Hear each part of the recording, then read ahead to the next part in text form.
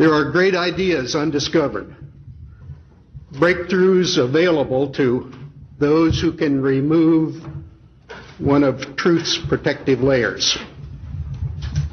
There are places to go beyond belief, because there lies human destiny.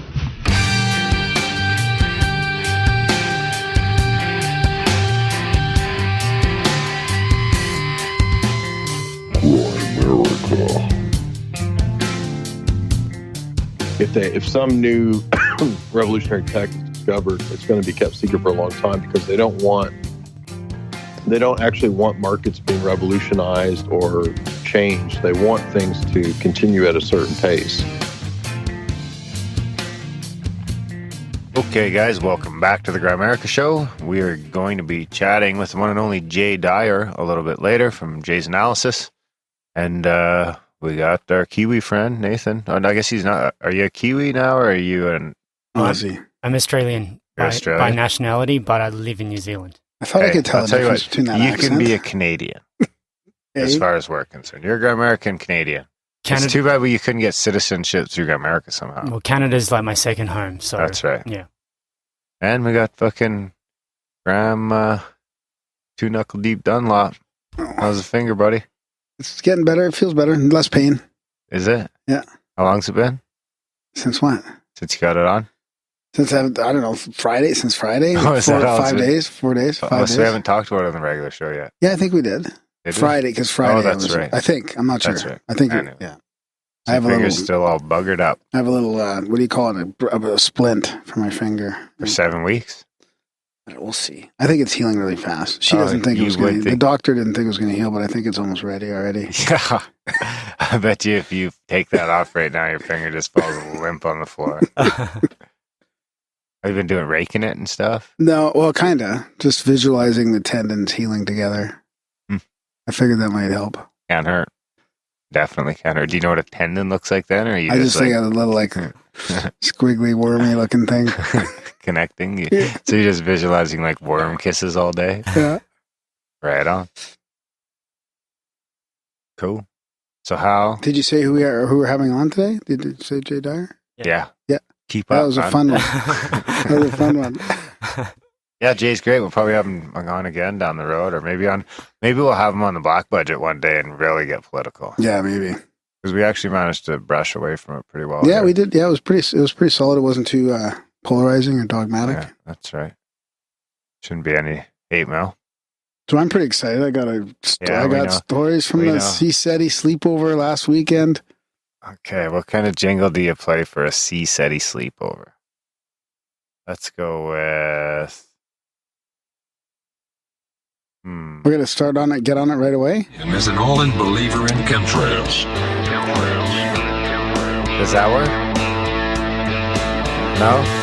Nathan says no. Okay, we'll let Nathan give. No, it doesn't work. Okay, you can choose between the UFO quote jingle or Grimerican goodies. No, what about the one about the sighting one? Oh, of course. Where they walk in the living room? Yeah, this one. I forgot this existed, actually. Did you? Oh, that's awesome. Page 2 again, right? I always forget the page 2 jingles. What is that? And it wasn't until after the events happened and it disappeared to the south in the darkness that we went inside. We stayed outside for a couple seconds and we went inside. And she sat on the couch and I went to the bar and I sit on a stool and I took my glasses off and we stared at each other for 5, 10, 15 minutes, who knows? And I got up and I wanted to go back outside, and as I grabbed the door, I looked my wife right in the eye, and I said, we just saw our first UFO. And she looked at me back and she goes, I know. They saw it. I know. Okay, there we go. So yeah, we had it's a new moon, right? Dark sky, which is great. Had our planned... I think you just named like 2 Twilight movies. Did I? So I'm going to name after this. So, I got to remember one part of this. That was the craziest part of the story. Anyway, so we planned the CSETi. We give you the floor, bro. We give you the floor. Okay, we planned the CSETi. Oh, come on.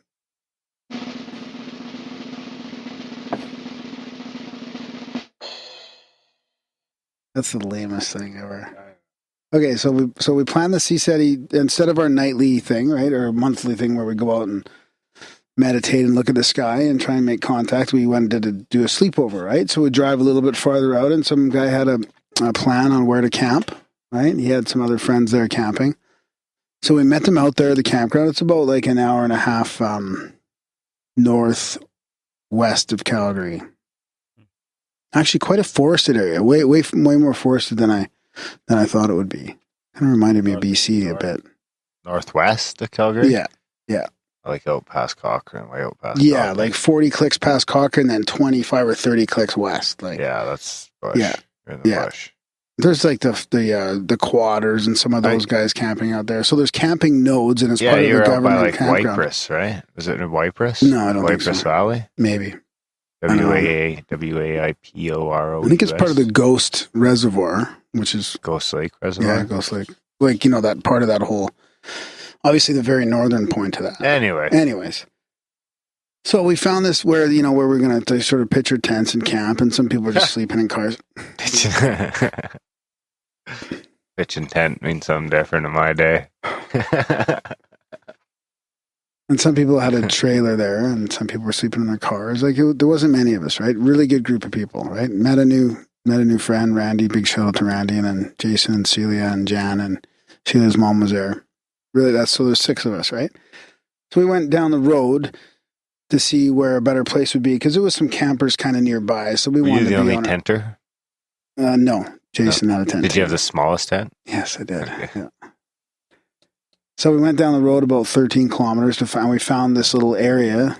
Actually, there was some cows grazing there and stuff. And we saw wild horses too. Actually, wild ponies. Yeah, really cute ponies. The cows? Were they by the cows? No, they were on their back. Because sounds a lot like a farm. So we found this cool little place where you had a bit of a view, like a view to the east, and we thought, okay, well, we'll come here and do it, right? So we went back and kind of, pitched our tents and got ready, and then we all went back there for the night for the event. I brought a singing bowl this time, and Celia had actually had a book, and there was a meditation in the book, and I decided to read that meditation. So we all got set up, and it's just getting dark. Probably around 10 o'clock or something. And we were chit-chatting about our sightings and stories and stuff like that, which we figured later on it would help. And then we did the meditation, and I did the singing bowl, and then shit starts happening right away. Pow! Like streakers coming down. Streakers? Yeah. Like streaking? Yeah. Like Will Ferrell streaking? A lot of like supposed star streakers? Supposed satellites. Legend satellites, actually. That's what we were calling them. But nothing that leaves low Earth orbit, so that can't be the case. Right? Is that where you're going next? They can't be satellites? No, not at all. Do you guys use like Sputnik when you're doing it? No, actually, we sometimes do, but we had no service out there. But we were using the Skyview app for sure. So, darkest night, most stars that I've ever seen. Like, it was beautiful. Milky Way, unbelievable. Crystal clear. It was awesome. So we started seeing streakers right away, which is like a shooting star, but it's you could see the red flame and the orange, like there was colors, and it was orange and red, and a couple of them came down all the way down the sky. Like, that was pretty crazy. But still, satellites cruising around. We started seeing flash bulbs. And at one point we all saw it. Hey, big flash bulb, right? And we're all like, hey, there it is. And we all start looking at it. We're like, do it again. Does it again. We're all like cheering, and it went on like 7 times, like these flash bulbs. And we were trying to pick up like when are these sightings happening, right? So it seemed to be like when we were telling stories about each other's sightings and stuff, shit would happen, right? Or when I played a singing bowl, like streakers would happen. So we ended up seeing one flash bulb like 49 times. And so there was multiple flash bulbs.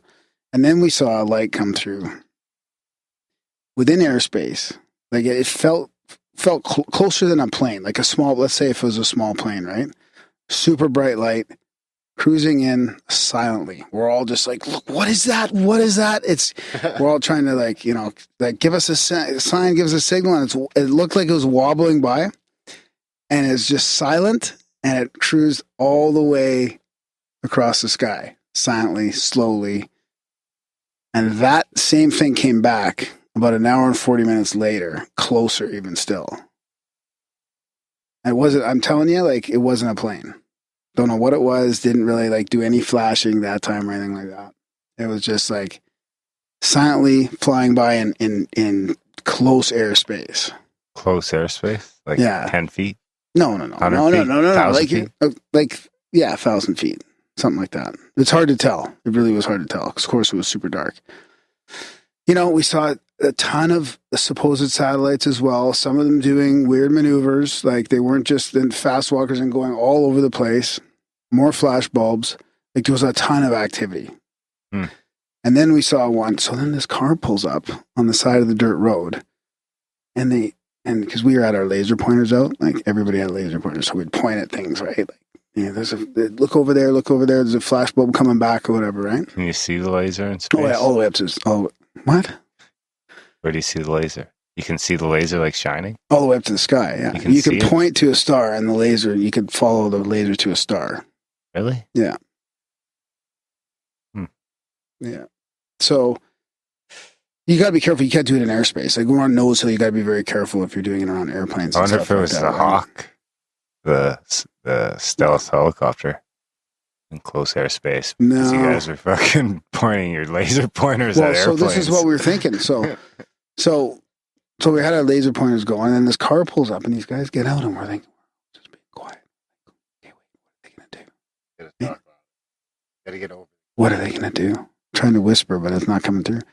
And then we're like, did they see the laser pointer? What are they going to do? Are they going to yell out to us? Are they like, we didn't know if they were just other campers or if it was like a park range. Like, not that we're in a park, but it could be an authoritarian figure. A government. It could be government. It could be the government. So they get out of their truck, and then we see another light, bright light, twist around and turn, and then dim, and then go and stop, and then start again and go off. And we're like, what the hell? And then they got up in their car and drove away. Like, so right in the middle of us trying to we're freaking out about this little, these guys stopping on the side of the road. We see this fucking UFO above them. And we were all like, look, we're trying to be quiet because they're right there. And we're like, those people didn't know you were there. You were hiding from them? Well, I don't think they saw us because it was quite dark where we were. We were probably like 200 or 300 yards from the road. Oh, okay. Yeah. Oh. And there was like powering up. There was some that would power up, like, yeah. So then it gets weird at the end of the night. So that was like all kinds of sightings, right? Now the weird one, I won't tell you. I'll tell you what I saw. So this is towards the end of the night. We're trying to get ready to leave, right? And this guy points over to the horizon. So directly to, I would think, probably the east. No, the north. I think it was the north. And he's like, what is that? And I'm looking at it, and I had this intuition of what it was right away. And I won't tell you guys that yet. But I was like, no, it's not that. It looks like this amorphous blob of green-blue energy. Like, I was like, what is that? And it was right on the horizon. There's some trees, like the horizon is trees as well and stuff, right? And it's coming on the horizon. And I stood up and I sort of ran a little closer, and we were sort of trying to communicate with it. We're like, and there was a flash bulb happening near it as well, which was really interesting. So we were trying to say, are you like, is it like, it looked like green and blue energy streams, like energy streams or a blob, like it looked like something physical. And I was like, what is that? And we were all sort of flipping out, like, what is it? I expected it to come closer or something. And we were asking what it was, and then the flash would come on if we knew, like the flash bulb would go off as we'd ask questions. And then at the end, we're like, are you the Pleiades? Like, are you the Pleiades? And then the guy said, one of the guys said something, and the flash bulb went off again. And anyways, my initial reaction to it was the Pleiades, right? Because we were looking for the Pleiades before in Taurus the Bull, because it's that really faint cluster of stars that it's hard to focus on. It's hard to see. So what this thing was, and it must have been coming through the horizon or the northern lights or something, it was Pleiades rising, the rise of Pleiades, the constellation. over the horizon. What time was this? Like 2:30 probably. You guys didn't get much sleep, did you? No. But I mean, honestly, that was the most weirdest hallucinatory thing I've ever. I was like sure that it was this blob of green and blue energy. Huh. Because you know how when a moon rises on the horizon and it looks big, When right? a moon or when the moon? A moon. If you're on a different planet, it's another moon, right? Allegedly, we don't know. What do you mean? There's other planets and lots of moons. Wouldn't you love to be on a planet with like 3 or 4 moons going around? But no one's ever seen that. Well, some might have. For all we know, it doesn't exist. Did you know you can see planets. Jupiter's moons through binoculars? Yeah. Did you? Yeah. Not through binoculars. Apparently. So I want to get myself a good pair of binoculars. So you got to be night binoculars then, right? No, I think when you focus on Jupiter through certain times, you can see the moons. Can you see like the blackout? That'd be cool. Little blacked out spots. I don't know. Anyways, that was a really trippy thing, seeing the Pleiades on the horizon and honestly thinking it was something weird. We should get a little telescope. Yeah, we should. One day, yeah. That'd be good to have. So just think how great that'd be on a CSETi adventure. Anyways, everybody had a great time. It was tons of fun. Lots of activity. Honestly, lots of unknown fucking things going on. No drama? What do you mean? No drama? No missing time? Like Stephen Greer no drama? Missing time? No crying? Did you take your pants off and show off the calves? Nobody cried? Did you have the calves out? Okay, enough of the fun and games. He's had enough of the calves. Yeah, enough of the fun games. No, it was Stephen Greer. Oh, that's what upset you. Sorry, Graham. Yeah. I got that extra webcam now. That's going to point at cows. Yeah. So people can hope for short stays. Please be wearing leg shorts. days at the gym. Graham wears shorts like 10 months of the year. So things are looking good. I have a question though regarding your experience, please. Graham. Yeah, please do. Did you get the chance to use night vision goggles? Somebody had them, yeah. Yep. Yeah. But it was, I think it's a monocular, and it's, it focuses in really tight. Right. So I find it hard to so let's say you're moving it around. I think you can kind of focus on a star, but you can't get a super close view of the whole. The good autofocus ones are so expensive. Yeah. But so I didn't even try that one, actually, to be honest with you. Yeah, because I've heard that, I guess with the expensive ones, that you can see dog fights, UFOs fighting each other in the sky that you wouldn't see with your normal telescope or your normal binoculars. Yeah. Well, when can I come? I need to see this stuff. Well, I don't know. When can you improve your attitude over? When can you improve your attitude over this whole phenomenon? Well, you can't be shown unless you believe. Well, that sounds super culty. Just say it. Isn't that how cults start? Usually when the cult leader's asking you to, you don't know. Well, you said, how can I need to see to believe? And I'm like, you need to believe to see, right? Yeah. I mean, that's kind of, I mean, I know you've seen that sounds your own, like faith. You gotta have faith. I want to believe. You just got to have a positive attitude. I do have a positive attitude. As you make fun of me and Greer and everybody else, right? I'm not making fun of you. I'm making fun of Greer. I believe you when you say you see stuff. No, I know you do. I know. Yeah. But you don't believe him? No. There's other groups out there I believe doing it. I believe that he had some stuff, but now I think that it's past that now. He's past that, and it's all about money and boats and hoes. Well, I mean, we had Costa and Hollis on, and they have a whole separate network of groups around there, right? And, I love Costa and Hollis. Yeah. And then there's some more people doing their own groups as well. So I mean, it's not just Greer. I mean, we call it CSETi because that's sort of the brand, right? Let's start calling it Costas.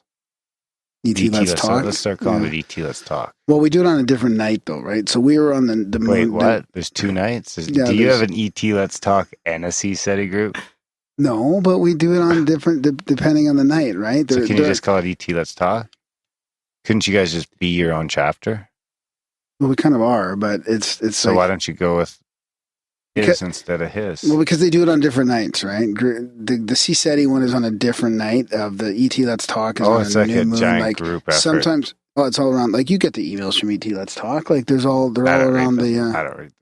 I'm sorry, Costa. I don't read the emails. You told me you liked the emails. So they gave you an update and all that. You were happy about it last time. Yeah. I don't get it. You're changing your story here. It was too much. Like an email a day.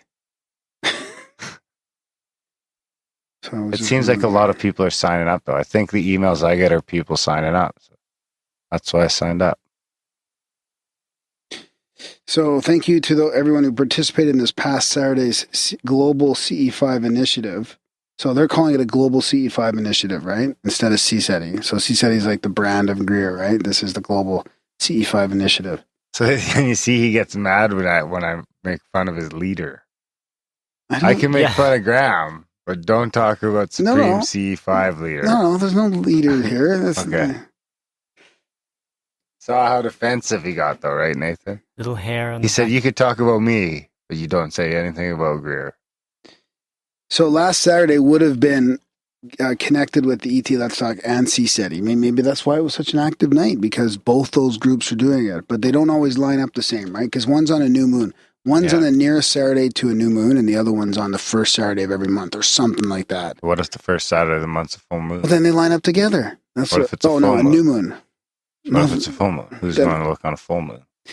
Maybe CSETi does it. I'm not sure exactly how they do it. But, so for this, you're telling me my story's changing?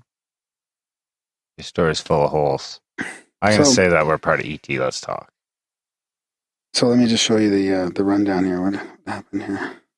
Just lost it. So do you think with the GoPro you'll be able to film it? Do you think you could get one of these things on film, or does that fuck it up? Now it might fuck it up. I know, because I know there. That might happen. I mean, people were taking some pictures, some videos, but it's really hard to catch that stuff. Plus, I didn't want to. To me, it was more important to experience the sighting than to try and take a picture that's just going to be a light in the sky or whatever. Like, how do you catch a flashbulb, right? You have to be videoing constantly. Yeah, exactly. All over, right? Well, strap the GoPro to your head. You're good for like 60 hours. Really? And then just everywhere I look is that thing. Yeah. Oh, that might, and then just sift through the data. Yeah.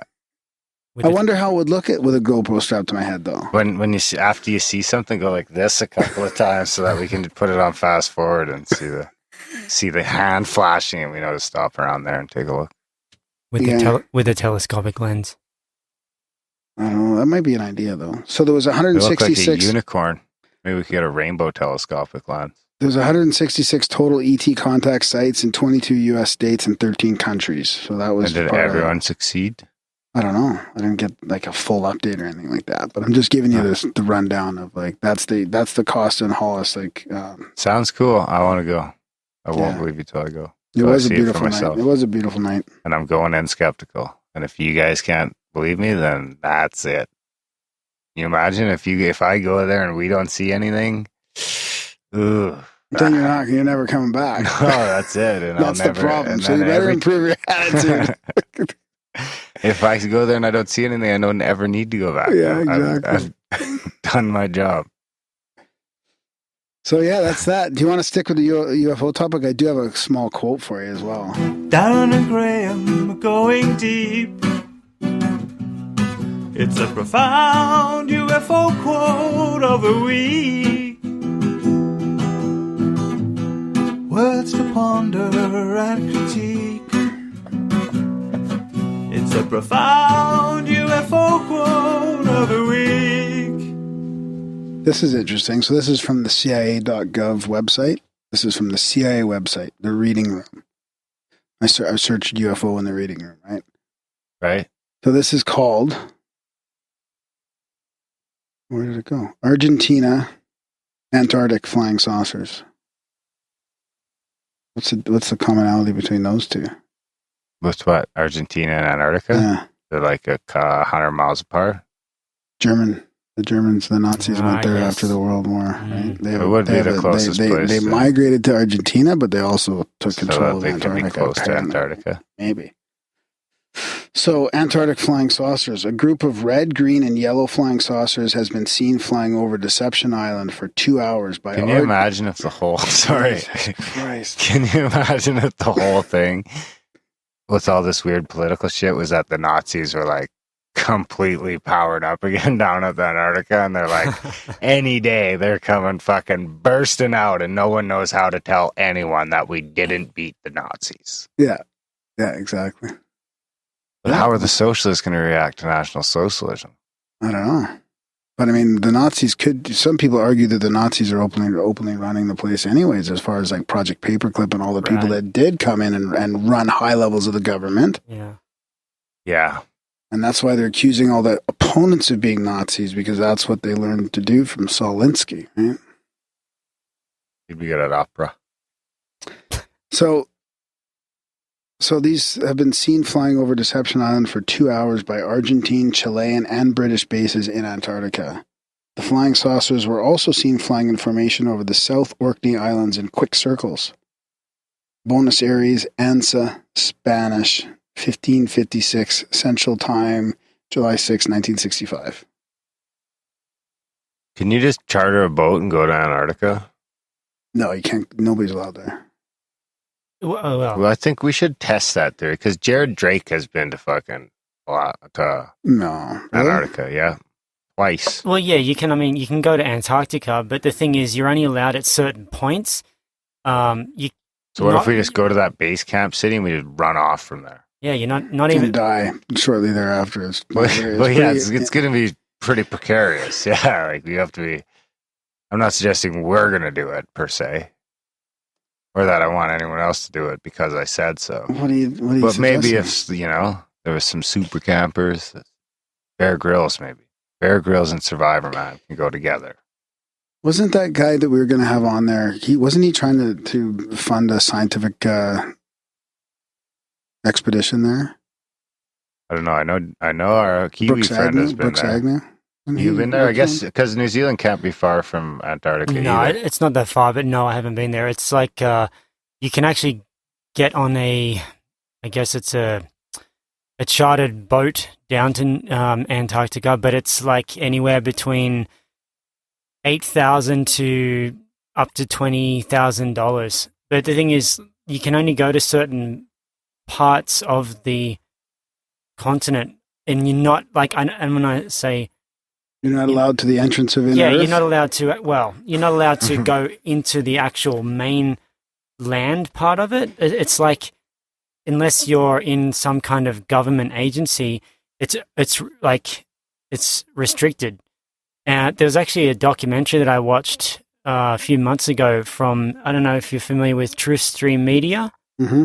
They had this documentary. I think it went for like 45 minutes to an hour, and they were basically pointing out that itself and how it was so strange that no one's allowed on like the main part of Antarctica or in the larger portion of the actual continent, except people that work in particular agencies of certain governments.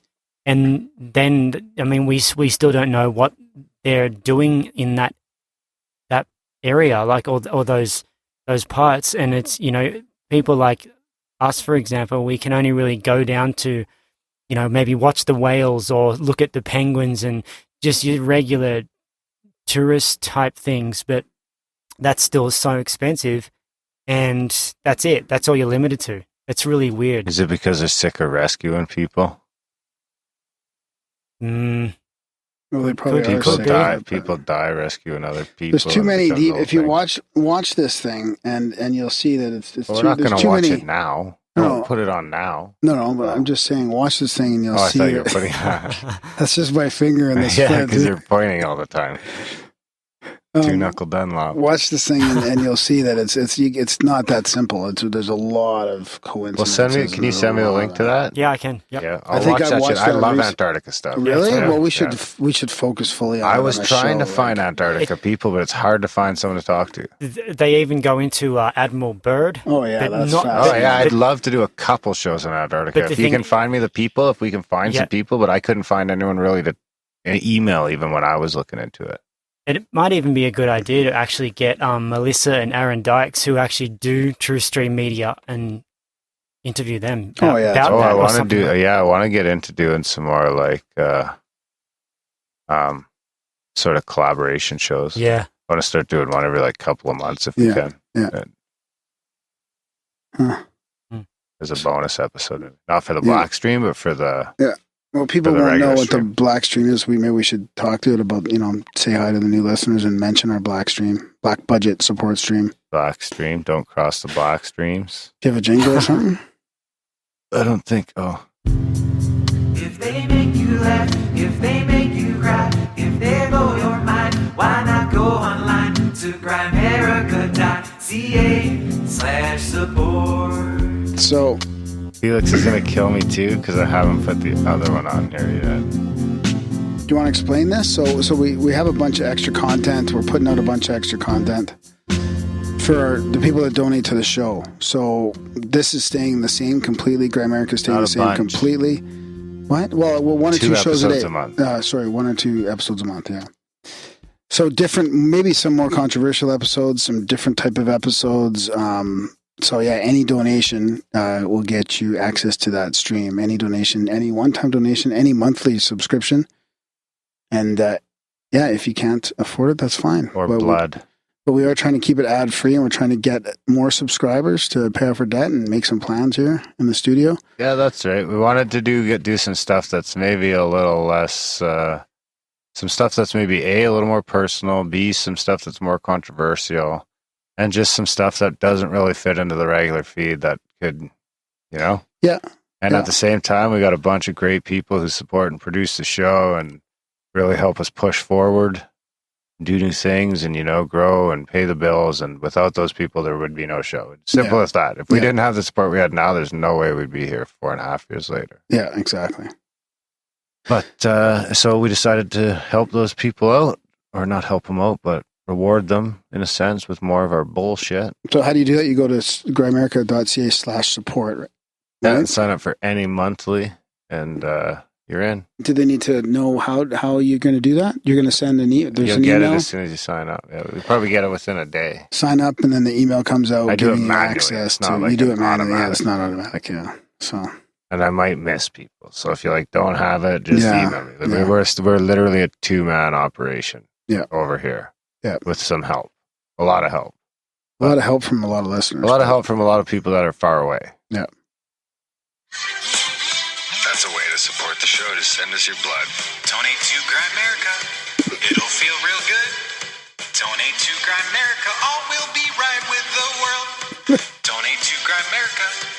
It'll feel real good. Donate to Grimerica. All will be right with the universe. We could just start harvesting blood from our listeners and selling it. You're gonna have to extend a little bit. That's a way to support the show. Just send us your blood. I don't even remember you saying that. Me neither. That's a way to support the show. Just send us your blood. Man, these guys pull these clips out, and I don't even know where they come from. You know what it is by this point, it's become a running gag. So when people hit it, they just beep, timestamp. Oh, really? Guaranteed. Those fuckers in the chat room and Felix, because they've been collaborating now on some jingles. I wouldn't be surprised if they got a whole little, what would you call it, posse, jingle posse. Yeah. Remember on the chemtrails one that failed sent in? I'm actually going to play this episode out with that. Oh, yeah? Okay. Yeah. And I think there's James Cruz does a cameo. Right. Yeah. So we're talking about the perpetual chats that we have going on. And it's a Discord chat app, I guess. Do you have to do it on an app? You just got to go to grimerica.ca/chats. Yeah. That should get you there. And that's all in the show notes. And if not, if you can't get into the chats, I know some people have been trouble. If you go to the Hangout, there's a support team in there that'll get you over to the chats. grimerica.ca/hangout if you just can't figure it out. Yeah. That's your last resort. And thanks But to it seems that to be support working on team. all platforms. People are doing it on their computer and on their phones and whatever. Yeah. Yeah, it's I don't pretty think it matters. fun group of guys and girls. Oh, yeah. People are quitting smoking. People are starting my God, podcasts. yeah. I think Grimsteak's on day 24 or something of quitting smoking. Yeah. Right on. Yeah. So if you want to quit smoking, email us in, support the show, send us your name, and we'll publicly shame you until you do. So how was your trip, Nathan? You were at a festival, right? Which one was better? Oh, did he tell you about his synchronicity today? Did you tell Darren about the synchronicity? No, I didn't mention it because I didn't have it kind of official until I sat in here earlier today. Yeah. And well, you might as well noticed say it. Oh, wait. Here, let's do a special synchronicity jingle for Nathan since he's in studio.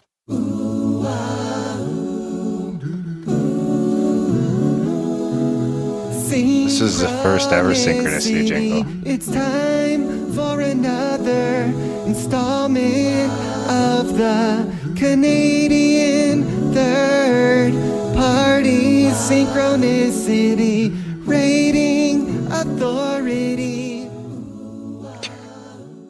Love that. Those are beautiful. Okay. So yesterday I was downtown just wandering around, just doing a little bit of window shopping, I guess. And I walked into Indigo Books. I think it was in the TD Center. Yeah. And man, you should have texted me. Oh. I went for lunch like literally across the street from the TD Center. Oh. Well, I don't know what time it was that I was there. I actually wasn't focusing on my phone. But anyway, yeah, I walked into Indigo Books just for the hell of it, just to kill some time.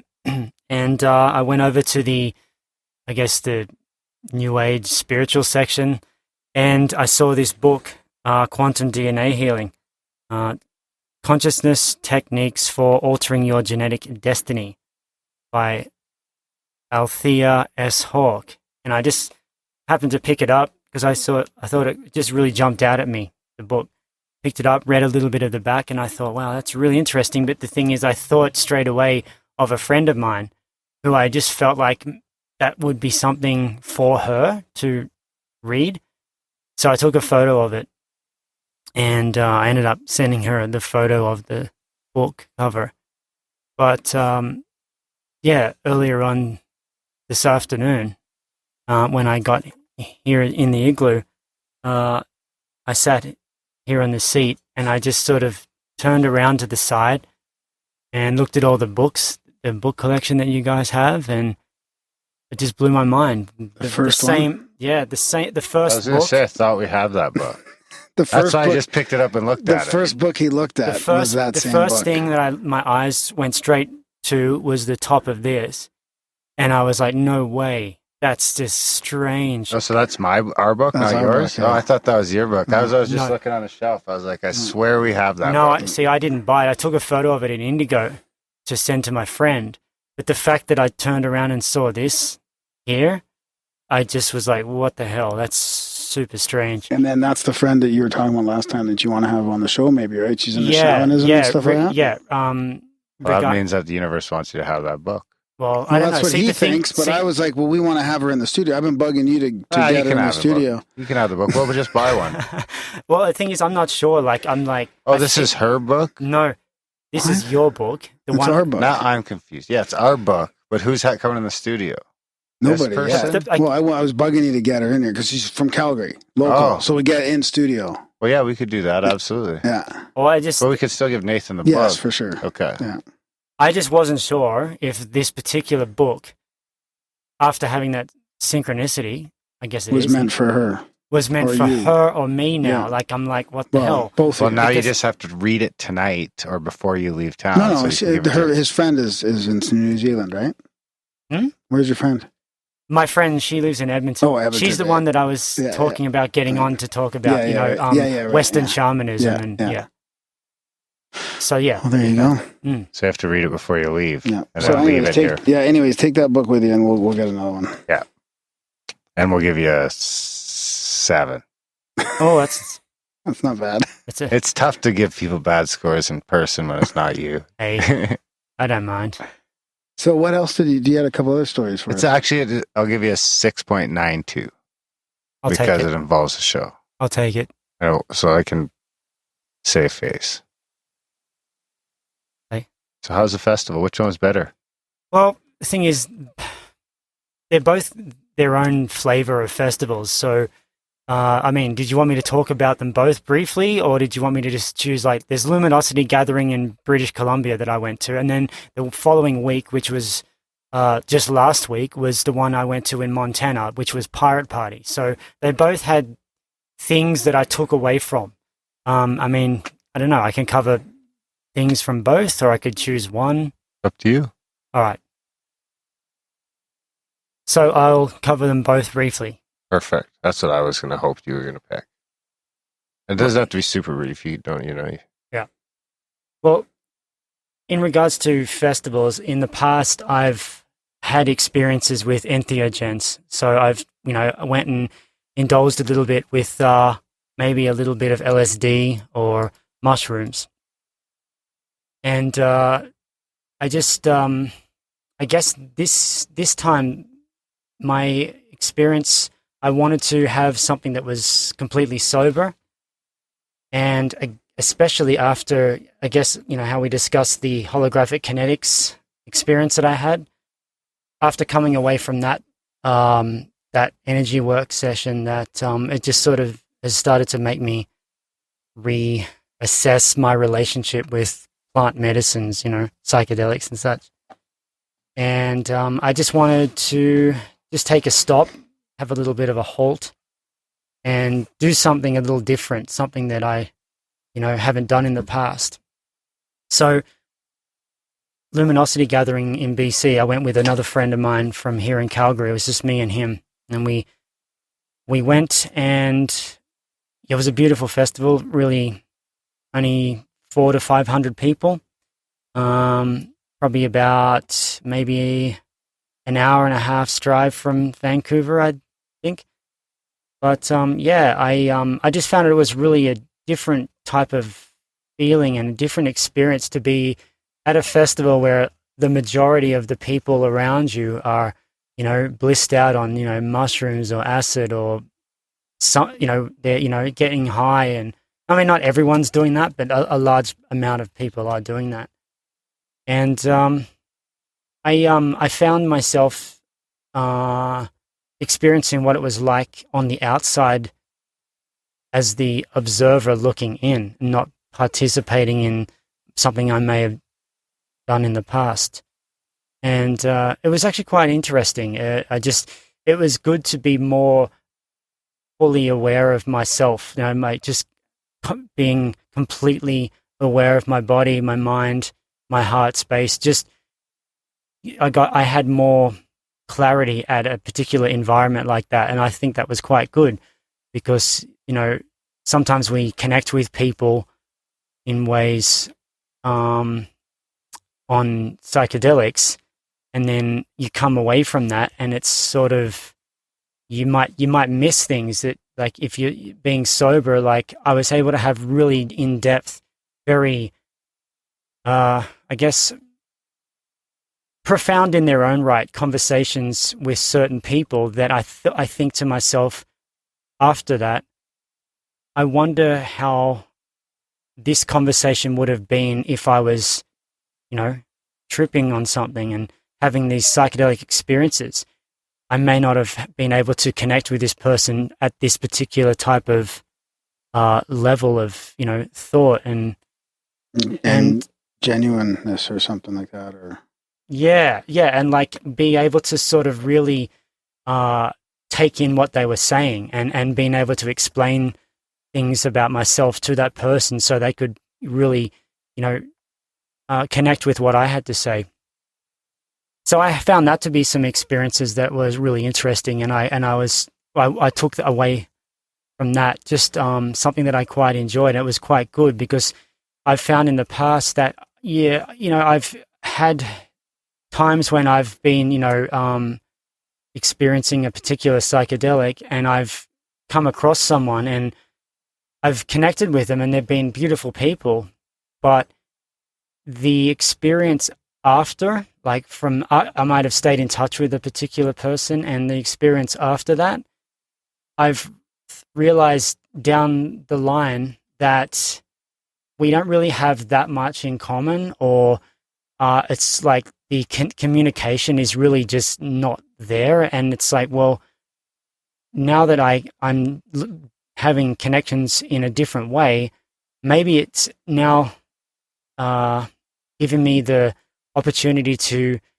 have more of an openness to someone, and that would show me right there and then if I want to continue the connection with the person rather than just bang doing it and having this. I mean, sometimes they could be mind-blowingly beautiful experiences, but at the afterwards, it may not have been what you initially thought because you were in a different kind of mental state. Yeah.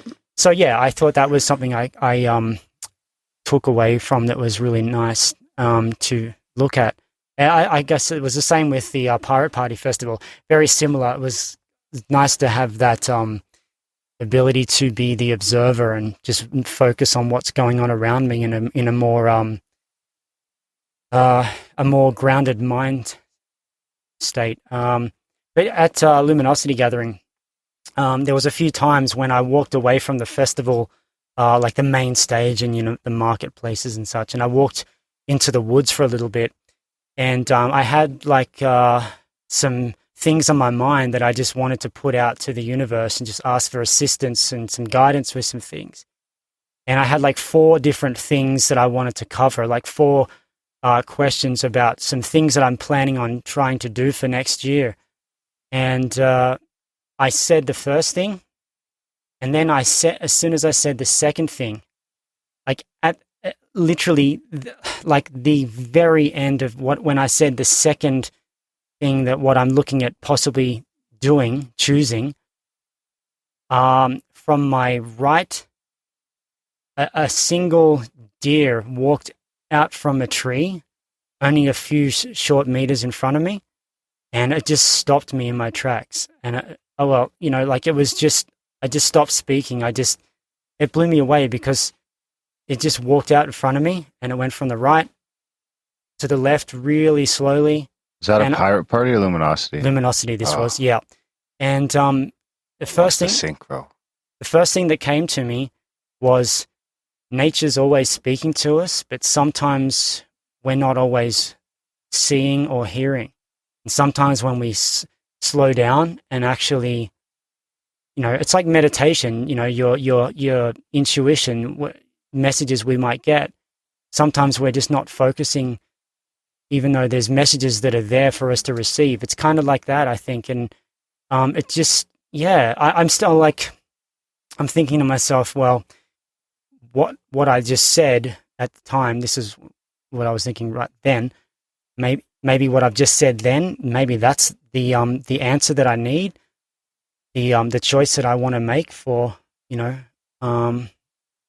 but maybe I need to sort of take it and sort of just keep it open and just keep sort of searching. And, I take everything with a grain of salt, but it was just really interesting. It was really strange that happened. And it was just so, it was quite profound, to be honest. Can I read to you something? Sure. If your deer was your spirit animal, have you read that at all?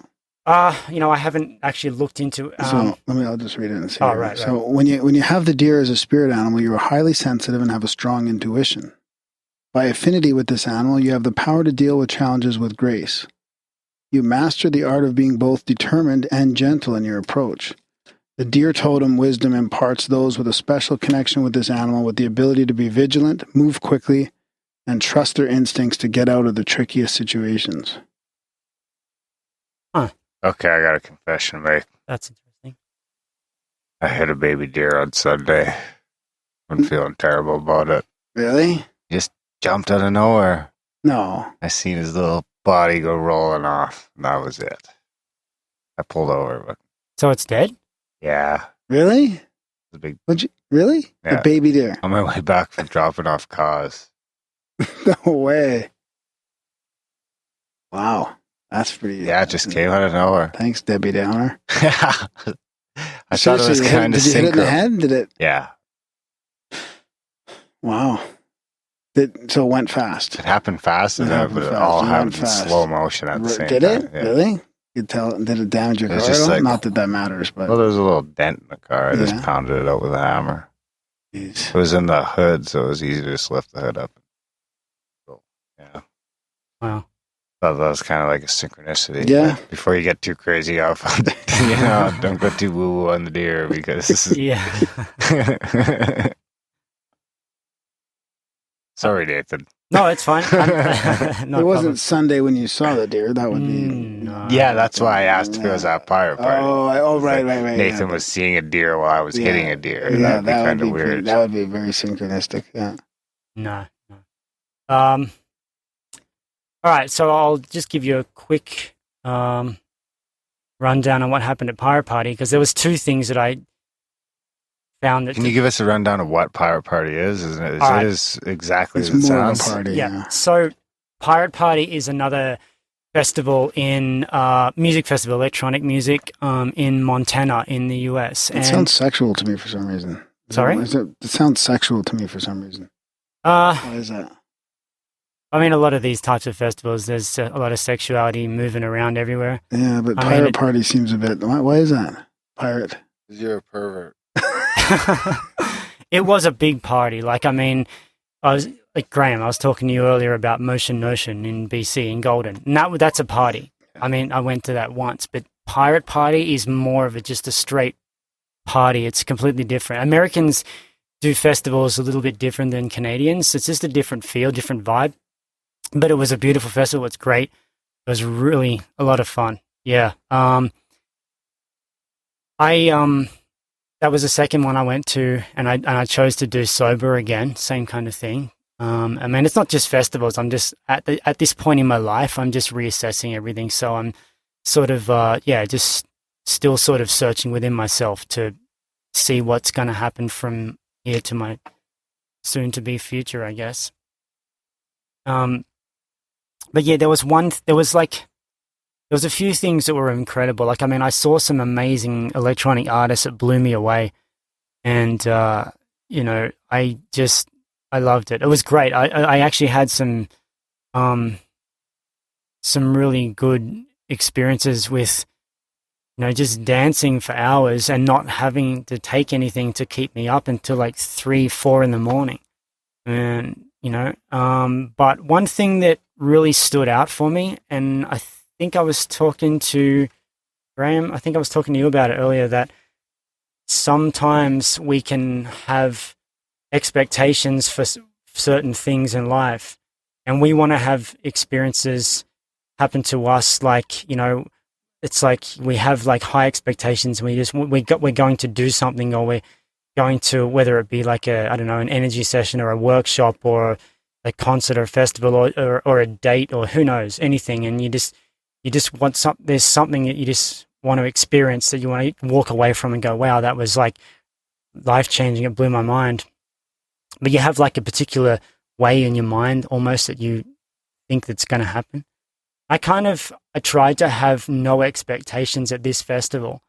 And even though I did my best, like, I mean, there's still that little bit in the back of your mind that you just sort of like, oh, I'm really just wanting this to happen or this to happen. Or even when I was at the festival, you know, I'd be dancing and looking around, and like, you know, there's amazing like people just everywhere, you know, like just, you know, you just want to like make friends with everyone. But at the same time, I've been a bit reserved, you know, because at the end, when you're doing a festival like this in a different way than most people there, it's sort of you're again, you know, you're thinking about things in a different aspect.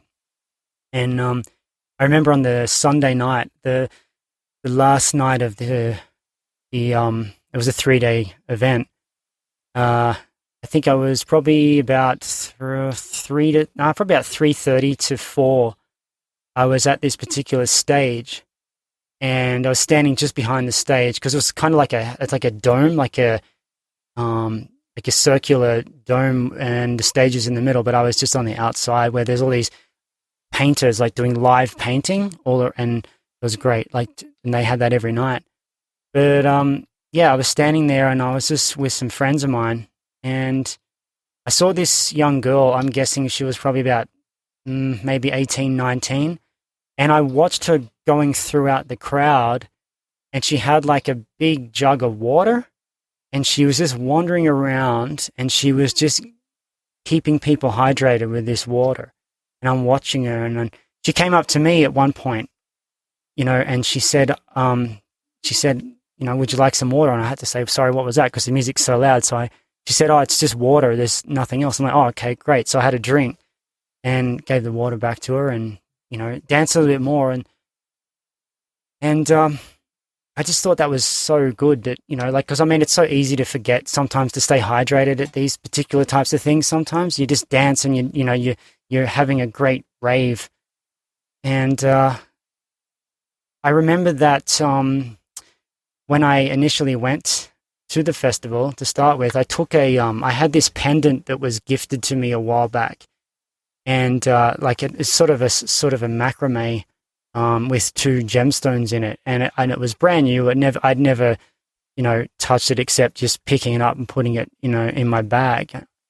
And, it still had like the tag on it and everything. So, it's not something that I felt like I really wanted for myself. It just didn't really feel, and,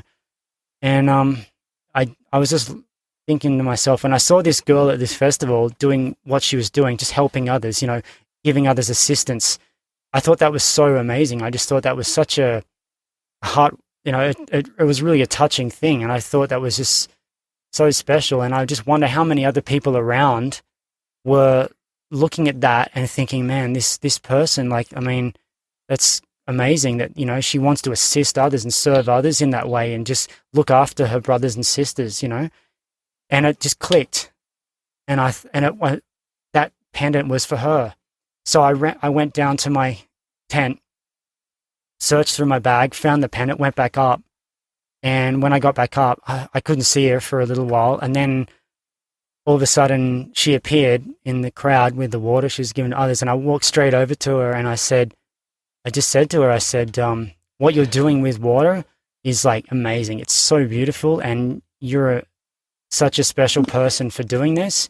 And it means a lot to me when I see someone doing this, and I said, not many people may really show appreciation for this, but I said, I see you doing that, and I've taken notice, and I said, this is for you. And I pulled out the pendant and I showed it to her and I said, it's brand new. And I tore off the tag and I put it around her neck. And when I put it around her neck, I saw her face. And she just looked at me and she just went, the light up, her face lit up and she was so touched. And that just hit me. Mm-hmm. And that just blew me away. And she just grabbed me and she just hugged me tight. And she said, with this is what I want to do with my life. I just want to help people. And that was the end of my festival experience. I went back to my tent, laid there, and I just went, wow. Sometimes we need to step out and be another person's experience.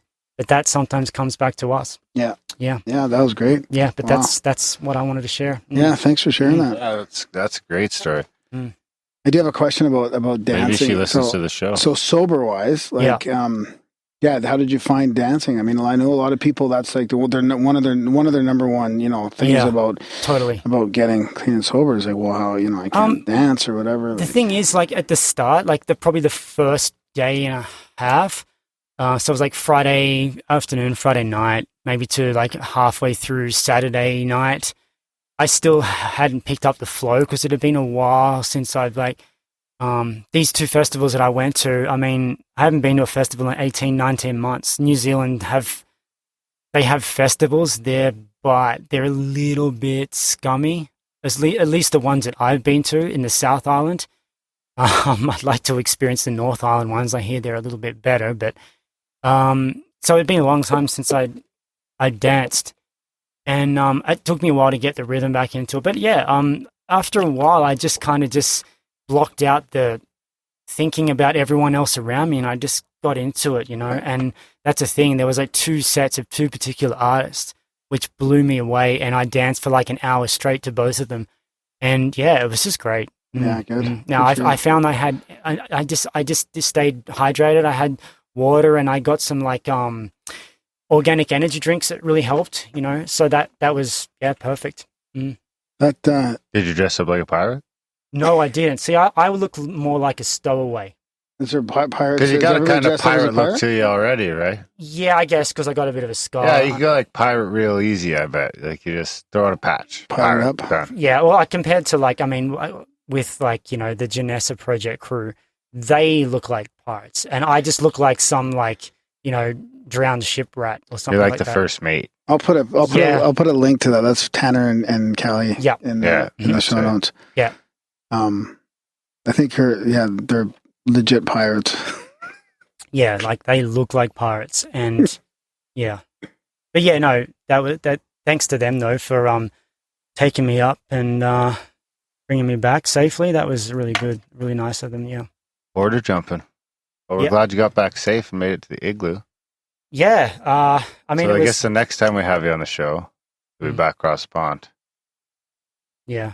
I mean, it is a modern form of shamanism, right? The dancing, the especially electronic music, right? Like it kind of replaces the old traditional drumming and stuff like that. And you're dancing and listening to that. It is a high in yourself, right? Or you can get high on the music and the dancing. Yeah, I guess you could. Like, I mean, it's different types of drumming, and it's like I did actually attend one workshop that was actually on the Sunday morning, sorry. And that was like at 9 o'clock. So I like got 3.5, 4 hours sleep, woke up and went straight to this. And it was introduction to shamanic journeying. And that was great. That was good. Didn't last as long as I would have hoped for, but I took a little something small away from that. But, it's something that I've learnt about in the past.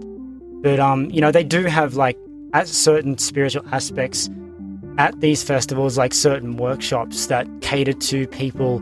There's a lot of yoga. There's a lot of like yoga and sometimes meditation, but there's also things that sort of dive into little sort of metaphysical aspects. And some of them, especially Luminosity Gathering in BC, they did a lot of stuff regarding like permaculture and traveling and like even the study of psychedelic plants and how to work with them. And so like there's a lot of stuff like that. It crosses over all that stuff. Totally, yeah. Yep.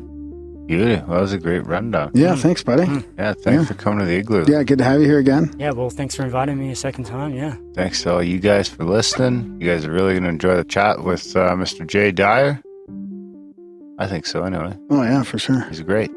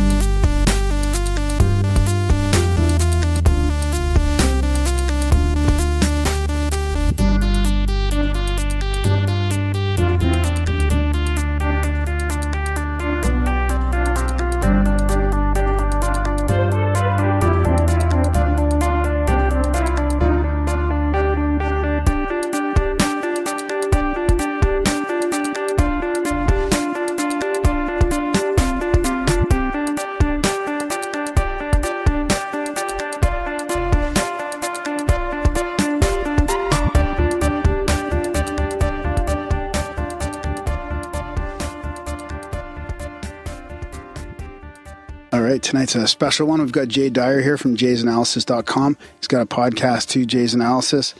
And he's been writing and speaking and lecturing on geopolitics and film analysis and religion, espionage, psychological warfare, really interesting stuff. And his latest book, Esoteric Hollywood, Sex, Cults, and Symbols in Film, it's doing pretty good. I think it was out a few months ago and it hit Amazon's #1 spot. And really good timing to talk about that one. So welcome to the show, Jay. Thanks for coming on. Thank you, guys. I'm glad to be here. I'm sorry, I'm vaping. Well, we're having a little coughing fit over here too. That's it's the. I always have to do a little bit of meth before a show because I'm in Tennessee and I like to stay up late to do my shows. But anyway. Yeah, man, the book has been out, I guess, about 5 months. And then, like you said, it hit #1 on Amazon's film and Hollywood category. And then the Goodreads score plus Amazon score is almost at 100 5-star reviews. Wow. So that's pretty good for 5 months. Yeah, thanks. Yeah, that's great. How long did it take you to write that? I mean, it seems to me like it would be an accumulation of a lot of your work over the years. It was. I mean, it was kind of like, 6-7 years of blogging and just writing essays and stuff. And I was doing grad work at the same time, kind of back when I started doing it. And so I was doing a lot of writing throughout that whole period. Mm-hmm. And I finally just kind of collected it all together. And somebody, publisher asked if I had a book. And I said, yeah, I've got a rough outline. And took about 2 years to kind of get it fully mapped out, and should have a new one pretty soon. Actually, the process is a lot simpler, once you kind of go through it, then you know what to do. So I'm thinking most likely what I'll do is a sequel because this one did so well. Yeah. So I'll do like Empire Strikes Back, like, you know, like Esoteric Hollywood, the sequel. And you've obviously got plenty of content for that then? Yeah, I think there's almost 1,000 posts at Jay's Analysis, or a little over that. So probably 140 or 50 film analysis now. And the book only has about 363 pages, but it's got probably 25 of my best analyses. But I've written a lot since then because the book was pretty much complete 2 years ago. So there's a lot more that could be in a new book, and then I've got a lot of ideas, you know, for stuff to add, new material to add in the new coming book. So all that'll be out probably in the next year and a half. So right on. Absolutely. I guess we should probably give everybody a little bit of a hint of what's in the book and a little bit of the background then. It's Esoteric Hollywood. So do you get into all the symbolism in the movies and how deep do you get into that? Very deep. Actually, yeah, it's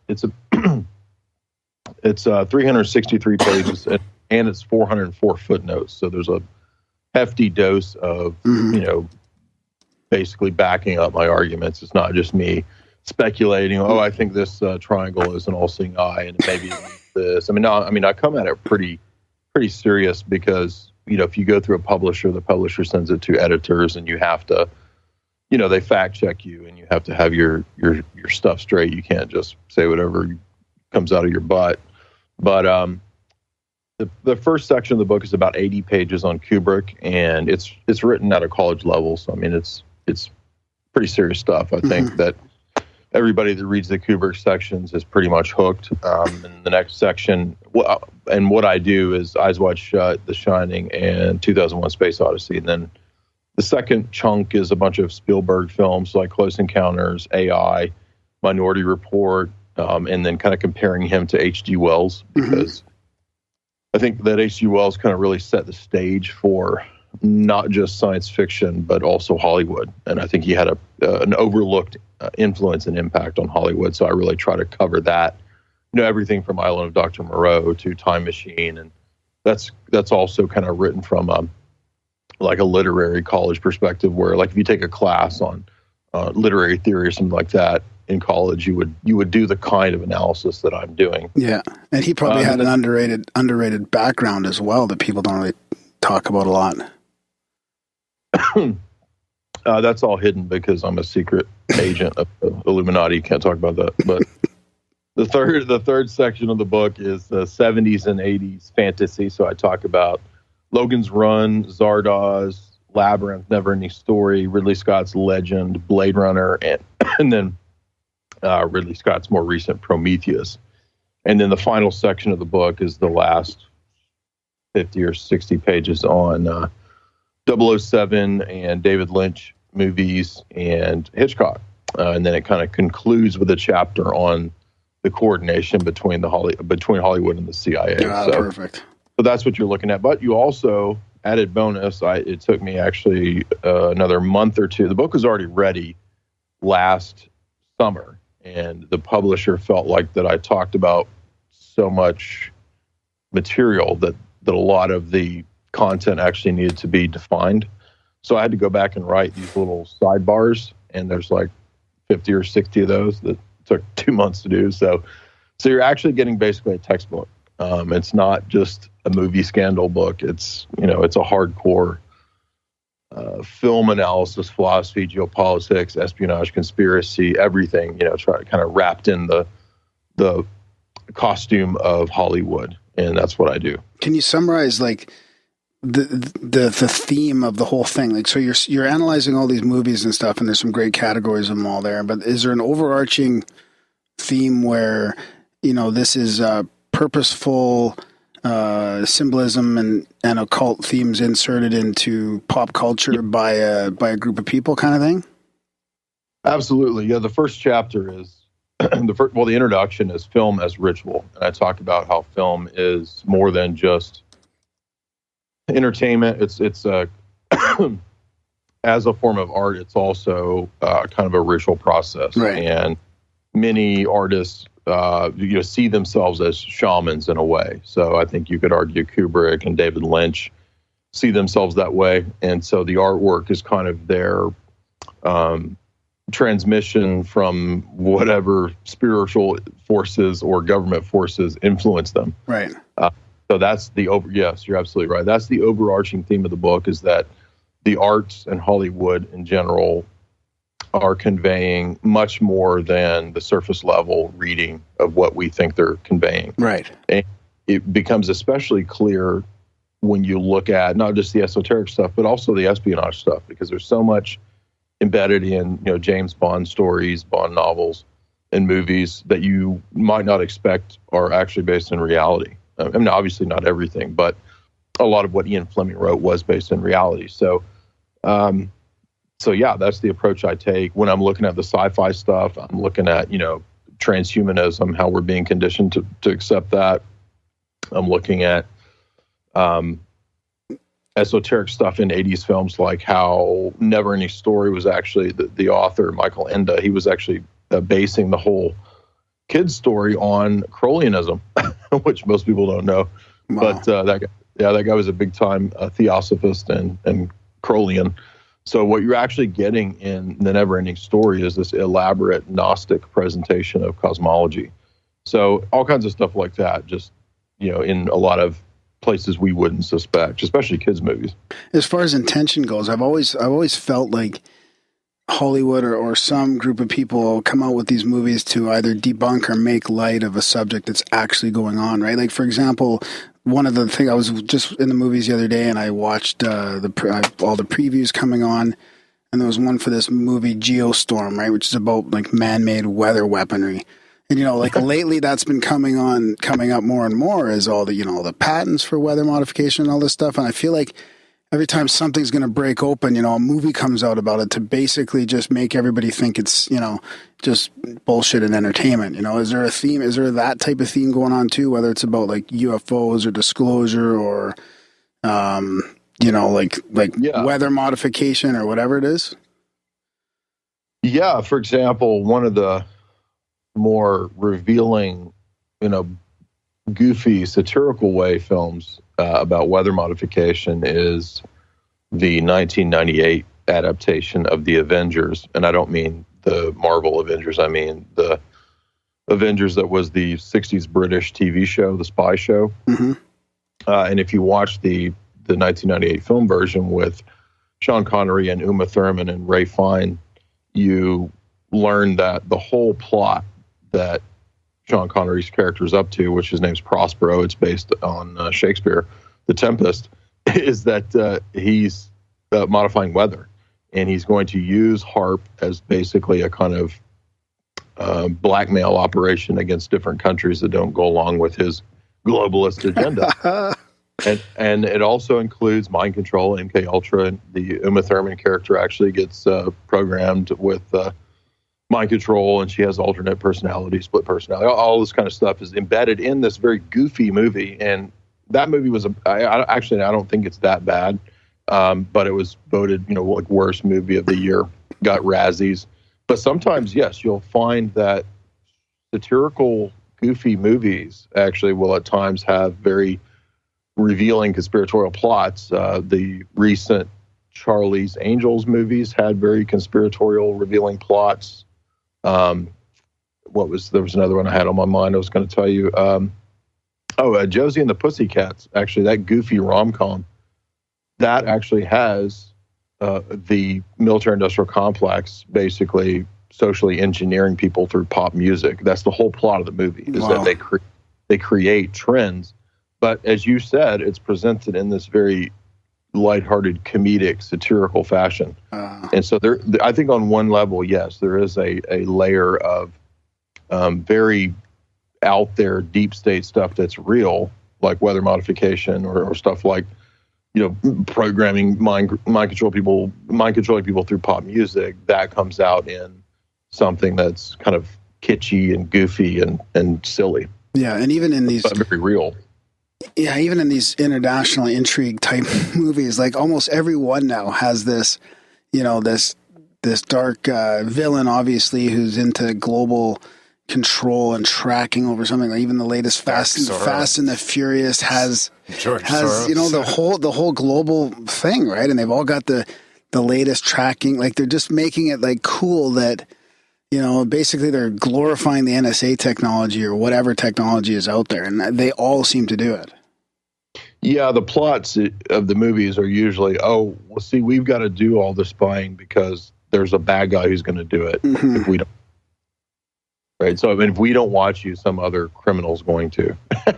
But, of course, the people watching are the criminals. And actually, the last Bond movie, Spectre, that was the whole plot, was that Blofeld basically had backdoor technology and that he was had a bunch of moles inside British GCHQ, which was spying on everybody. And Blofeld was going to use this spying tech to rule the world and all this kind of stuff. And, that was actually based on roughly the character of Soros. And it kind of hinted at leaks from WikiLeaks and Snowden and all that kind of stuff, which I generally take a lot of this as kind of theatrical. Even in the mainstream news, it's somewhat theatrical. So I tend to be skeptical of all this stuff. But there's no doubt that Spectre was a prime example of predictive programming. Absolutely. Yeah. Is there any other anything more recent that's down those lines? That's a good question. All those Transformers must be. They seem like that too. Yeah. I kind of gave up after the first Transformers. I was kind of done with those. So I haven't actually seen I think I saw that one about the moon. That was very bizarre, like Dark Side Moon. That was the last one I saw. So I haven't seen the new ones, but trying to think if I saw something recent that was heavily propaganda. Probably, well, if you think back to the last Star Trek, this is probably the most recent heavily. I mean, Doctor Strange had a lot of really crazy esoteric stuff in it for sure. So I could include that, but I wouldn't really say it's predictive programming. But the Star Trek,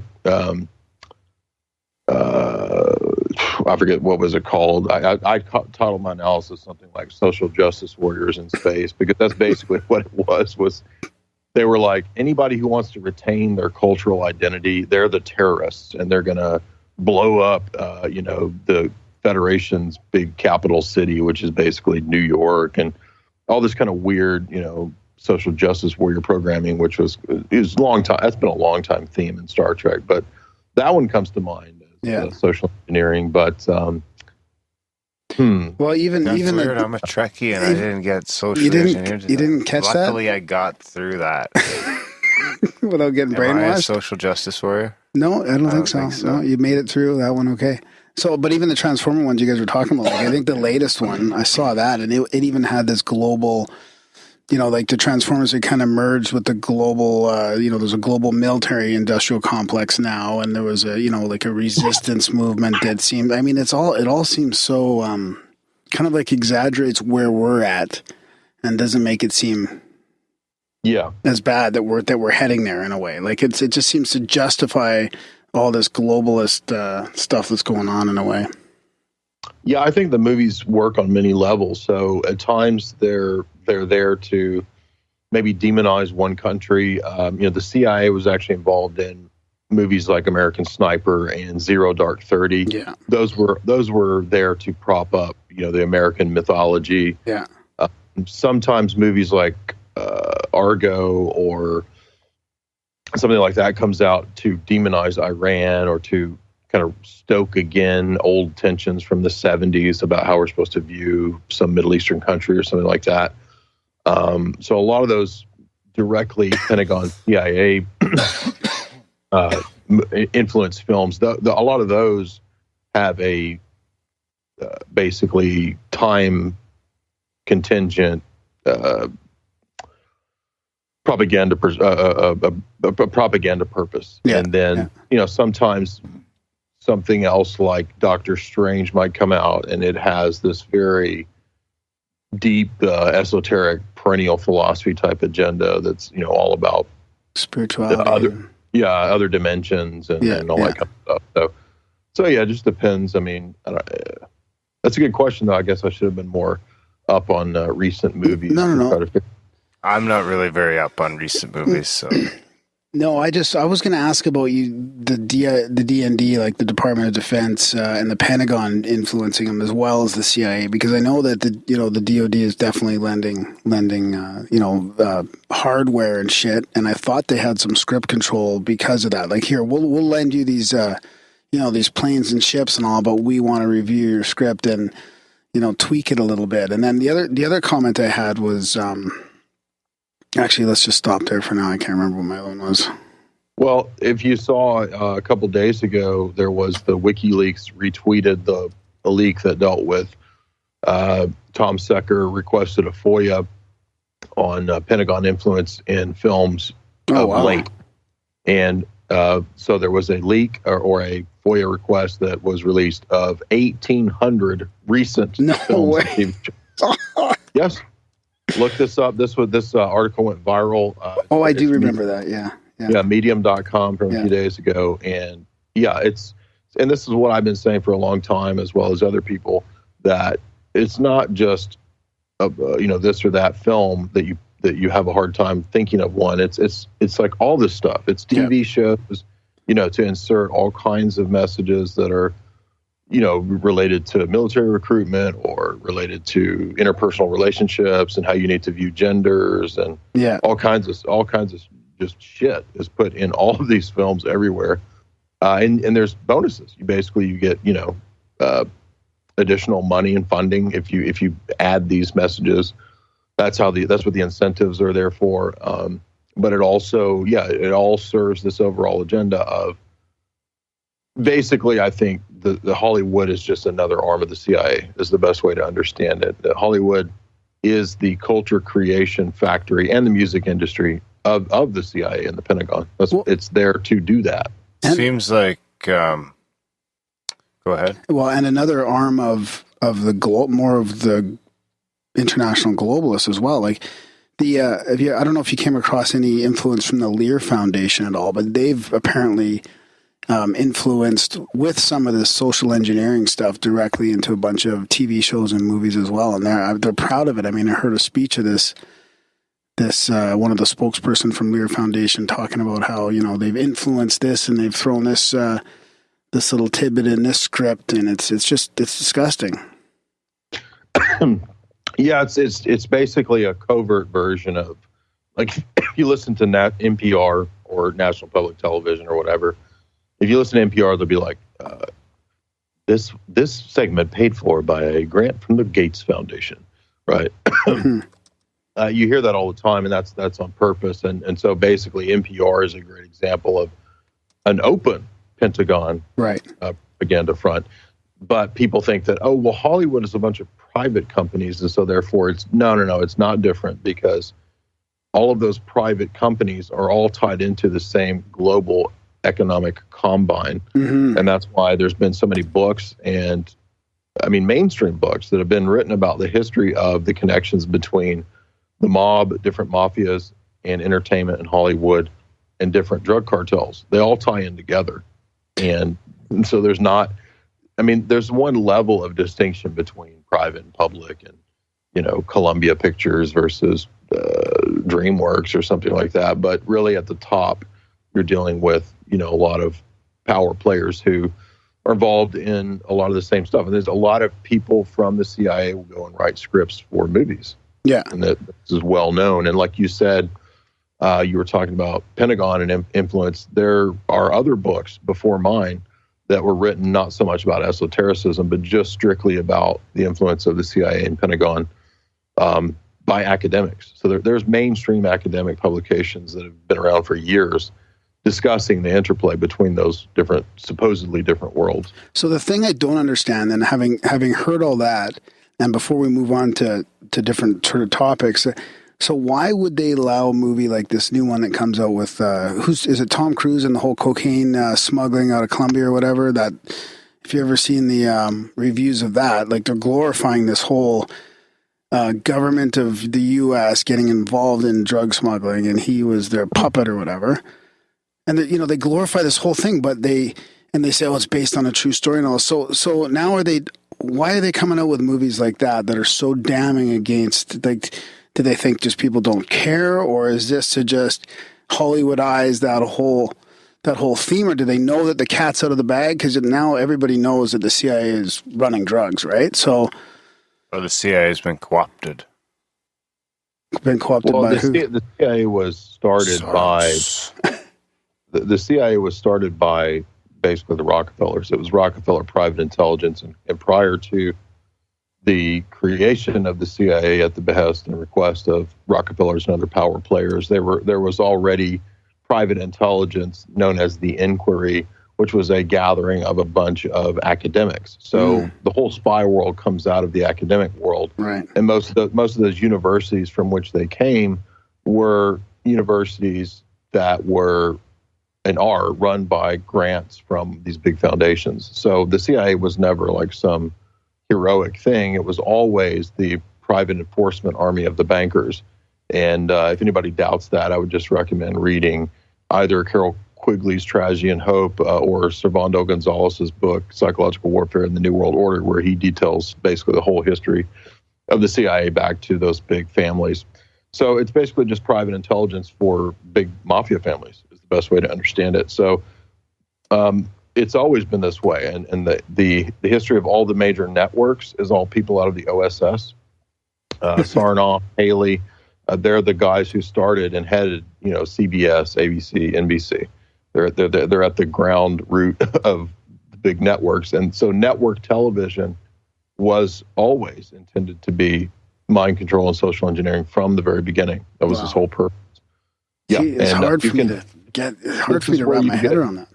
Well, just read Daniel Estelin's book on Tavistock, which is, I've read other books about Tavistock, but his is pretty good because it's brief, man. It's just like 200 pages. Here you go. Here's a bunch of quotes from Tavistock documents, like changing images of man out of the 1940s. Yeah.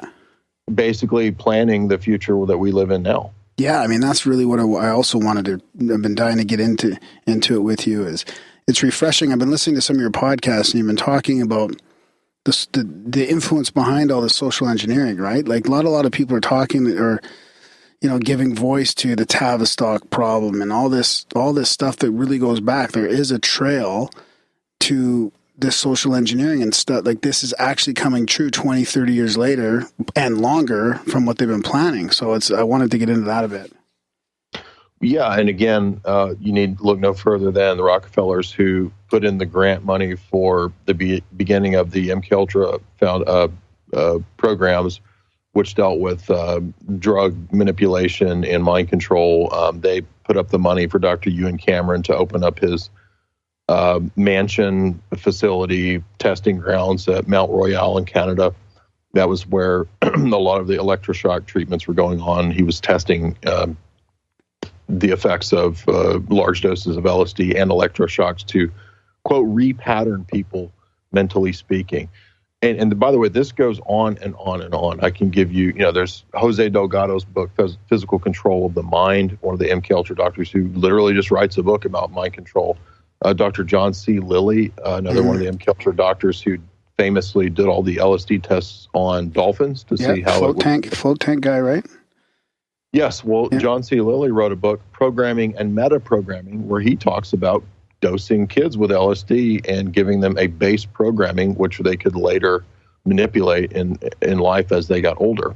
And John C. Lilly really thought you could control the population with LSD. So are you starting to see the pattern of counterculture, right? This is the stuff that, Dave McGowan talks about in Weird Scenes Inside the Canyon, that the counterculture comes out of these social engineer guys who were dosing all these people with LSD. Don't forget Alfred Kinsey, who was fiddling with all the kids and children in his science experiments to see how to mess them up sexually. That was also paid for by Rockefeller money. So again, it all goes back to the same families putting their money into the founding of sociology. Comes out of the University of Chicago, and that was all paid for by the Rockefellers. Feminism in the modern world paid for by the Rockefellers, Abby Rockefeller. So it's all out there. There's no question about this being a conspiracy. It's all documented in the mainstream books by the guys involved in the programs. They write books about it. Wow. Yeah, we had McGowan on, and we also had Estelin on a while back, but we tried to have him on again, but it just didn't. We tried like 3 times and we couldn't connect with him. But maybe that's the book that Darren. That's the book we should probably talk to him about. That Tavistock. Wouldn't that be fascinating?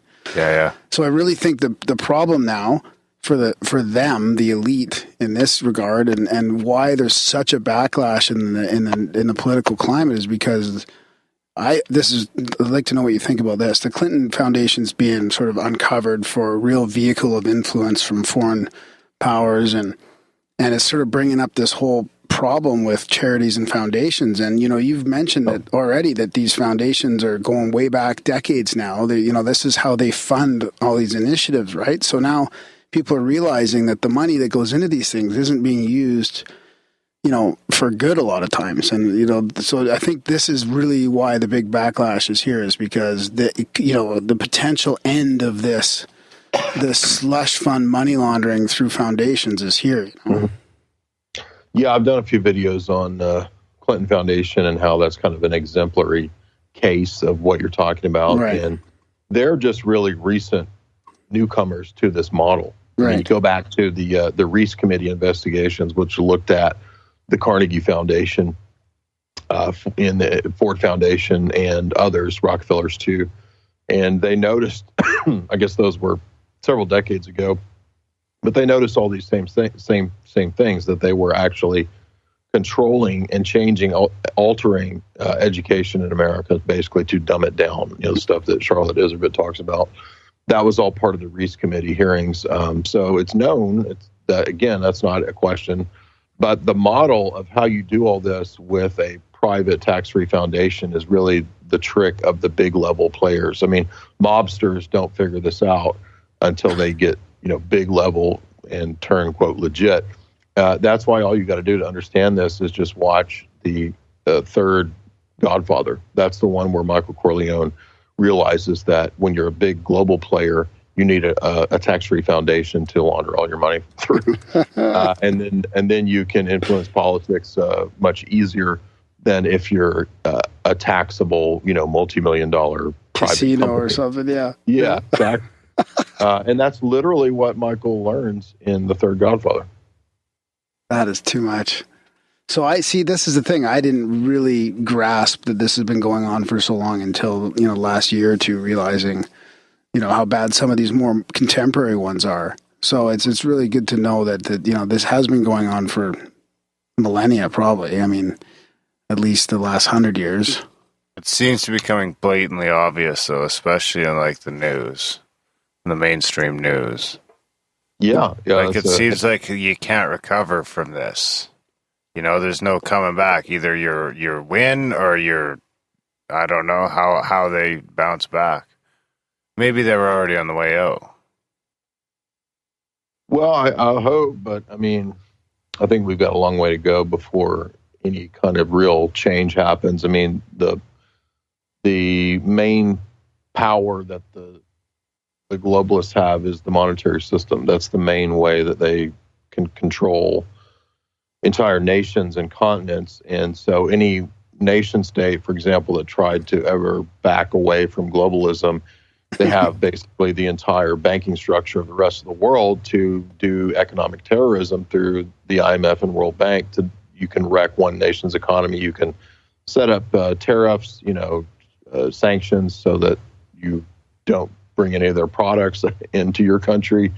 And that was really why the globalists for so long were behind free trade, as well as Karl Marx. Marx and Engels were also supporters of free trade because they understood that it would have this wrecking effect to destroy nation states and bring in the new model of the mega power block, the continental power blocks, which would then be integrated into a global power block. So, yeah, the Atlanticist Anglo-American establishment has the upper hand, and they have had the upper hand since the 20th century because they, as Dr. Quigley says, engineered the last 2 world wars, and those 2 world wars effectively weakened any potential resistance in Germany or Russia. So Germany and Russia were basically effectively neutralized from World War I and World War II, and then, of course, the Cold War. And that's why what you see in geopolitics and the news nowadays is basically the mopping up exercise where they're really trying to move into the final phases of absolutely no opposition from any corner of the globe. And then, it moves into the next phase of, what Brzezinski talks about between two ages, the new age, the new age of technocratic AI dominance. Yeah, right. I was just going to ask you about, the changing of the guard, right? Brzezinski and Rockefeller passing away, right. and this in this time, is there a new guard like the technocrats and these guys like Zuckerberg and Google, and are they the ones that are really going to start influencing things that have been grooming them for a while? Like, how do you see the guard changing? And if Brzezinski and Rockefeller even did die, I haven't heard any conspiracies about them being alive, but it wouldn't surprise me if they sort of felt this thing crumbling and wanted to get out or something. I don't know. I tend to think that they died. I haven't thought of any or heard of any.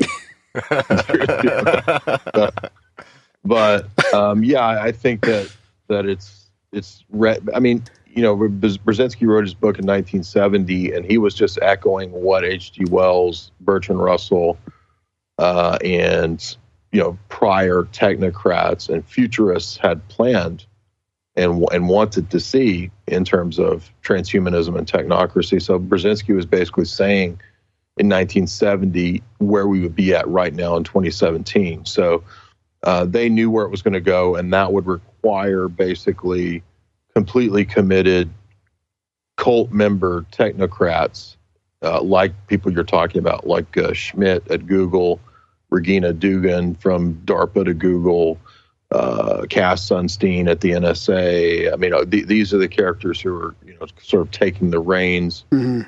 Not so much of the monetary influence, the banking influence, and all that. The assets are still going to be in these big bloodline families. That's not going anywhere. But they have a managerial class, and that's the technocrats that we're talking about, who are going to actually run the system. Right. The foot soldiers, the elite foot soldiers, like CDC. That's what I think of the Bilderbergers. Like they're just like the pawns. Must be in there too. The CDC. Oh, absolutely. Shit. Yeah. These are. I mean, the whole corporate world, Fortune 100, Fortune 500. These are essentially controlled by the big families who have the basically the controlling shares in most of these companies. I mean. There's that study that was put out a few years ago. There's a whole TED Talk on it. I wrote an article on it, where they've actually graphed out the network of a few families and companies that literally can control the global market. So this is not a conspiracy anymore. It's known. Yeah, I remember that coming out. Where do you think these new groups like Antifa fit into the grand scheme of things? I'm not positive, but I would tend to think that that was cooked up just like Black Lives Matter by probably some kind of Soros type funding, and then that is there to kind of be a dialectical opposition to fake far right movements. I'm not saying everybody on the right or far right is fake. I'm just saying that that's there to be a foil to the alt right or something like that. Because I think they knew eventually there's going to be backlash with a lot of this stuff that's being pushed through, and people are going to start, choosing different political options and getting involved in opposing globalism. So I think they want to have a lot of ready-made traps for people. Saul Alinsky type stuff, right? I mean, they're really accusing. Exactly. Yeah. Sorry. So yeah, I think that Antifa is 100% completely a created, fake thug run type thing, exactly after the model of Saul Alinsky, like you said. Yeah, it's crazy what's going on. I mean, I just don't understand. I mean, they just came out of nowhere, dude. I mean, yeah. You know what I mean? Suddenly there's Antifa now that Trump's, running. It's like, oh, where the heck did these people come from? They're just like, suddenly there's all these guys in black, masks running around. That doesn't happen apart from, like advertising it in magazines. Well, when did the definition of fascism change too? I mean, it's technically probably been a fascist. All the Western countries have kind of been more fascist to the original definition, wasn't it? I mean, Yeah, I mean, even Eric Blair or George Orwell wrote decades ago that fascism is just a made-up word that you use to scare people. You just stick that on anybody that you don't like. But I mean, yeah, the technical definition is just a merger of the private and corporate worlds running the government. So that's exactly what we have, ironically. Fuck. Or actually, yeah, not that ironic. Because everyone knows it's so blatant and nobody just, it's like, well, I don't think people know what to do. They can't, it's hard to get out of the trap. You can, go ahead. The irony is that the money that funds Antifa comes from the people that they think they're opposing. Yeah, that's exactly. So what I can't wrap my head around is as far as this future prediction of the technocrats and the technocratic, state, like how did they know back then that it was going to be like this, like with the technology on? I mean, I just can't even wrap my head around how they could have even foreseen that we were going to be in this state. But when you read stuff like Unabomber Manifesto, yeah, or Huxley stuff, or it does just seem like they, I don't know. I mean, obviously there's ways to. I mean, believe me, I think that there's ways we can read the future, and they were probably tapped into some higher realm, I would tend to think. Well, there's that possibility, and there's also the fact that I think a lot of technological discoveries are made a long time ago, but they're kept secret. Oh, right. And yeah, that's the other thing. The establishment's very good at keeping secrets, and so what they do is if some new revolutionary tech is discovered, it's going to be kept secret for a long time because they don't actually want markets being revolutionized or changed. They want things to continue at a certain pace. And a great example of this is the documentary Light Bulb Conspiracy that talks about planned obsolescence and how the light bulb meetups and all that shit, those motherfuckers. When I was in Oregon, there's a church there that has a light bulb that's been burning since like 1908 or some shit. And it was, if you look at it, it was before the whole light bulb thing, group or whatever formed. Well, what's interesting about that documentary is that they talk about all these examples of products that are intended to fall apart after a year or two. And they could easily make products that would last 10, 20, 30, 50 years, but they intentionally don't. And that actually ties into the point about technology being suppressed, because they want, like oil, I'm not saying that oil is bad. I think there's, it works good, but I'm sure that there's more advanced stuff than oil. Oh, yeah. But they're not going to allow that to change the market anytime soon, precisely because the world is not the way free market libertarians think. It's not based on innovation and whoever has the best idea. The world is based on complete and total control and underhanded, dirty tactics and practices, and they kill people over inventions. Well, and they're using that technology as well. I mean, there is something going on with the secret space program, and how these globalists that we're talking about fit into that, I don't even know, and I can't even speculate if it's some of these guys like Brzezinski or if it's a whole different level of humans that are running around in these high-tech craft flying around in them. But I mean, they don't want this stuff to come out to the commercial market, because that's in their in their back pocket, right? They don't even want to use that in wars or anything like that. I mean, they have technology that could do a lot more damage to the enemies as well. Space program is a good example because Brzezinski talked about that also in 1970 would be the space race and controlling space and all this stuff. And my view is that if you look at, this is just my opinion, if you look at SETI, I don't think SETI is about searching for extraterrestrials. My just opinion, is my speculation, is that what do you think they would use a giant multi-million-dollar dish for? Defense? What's more devious?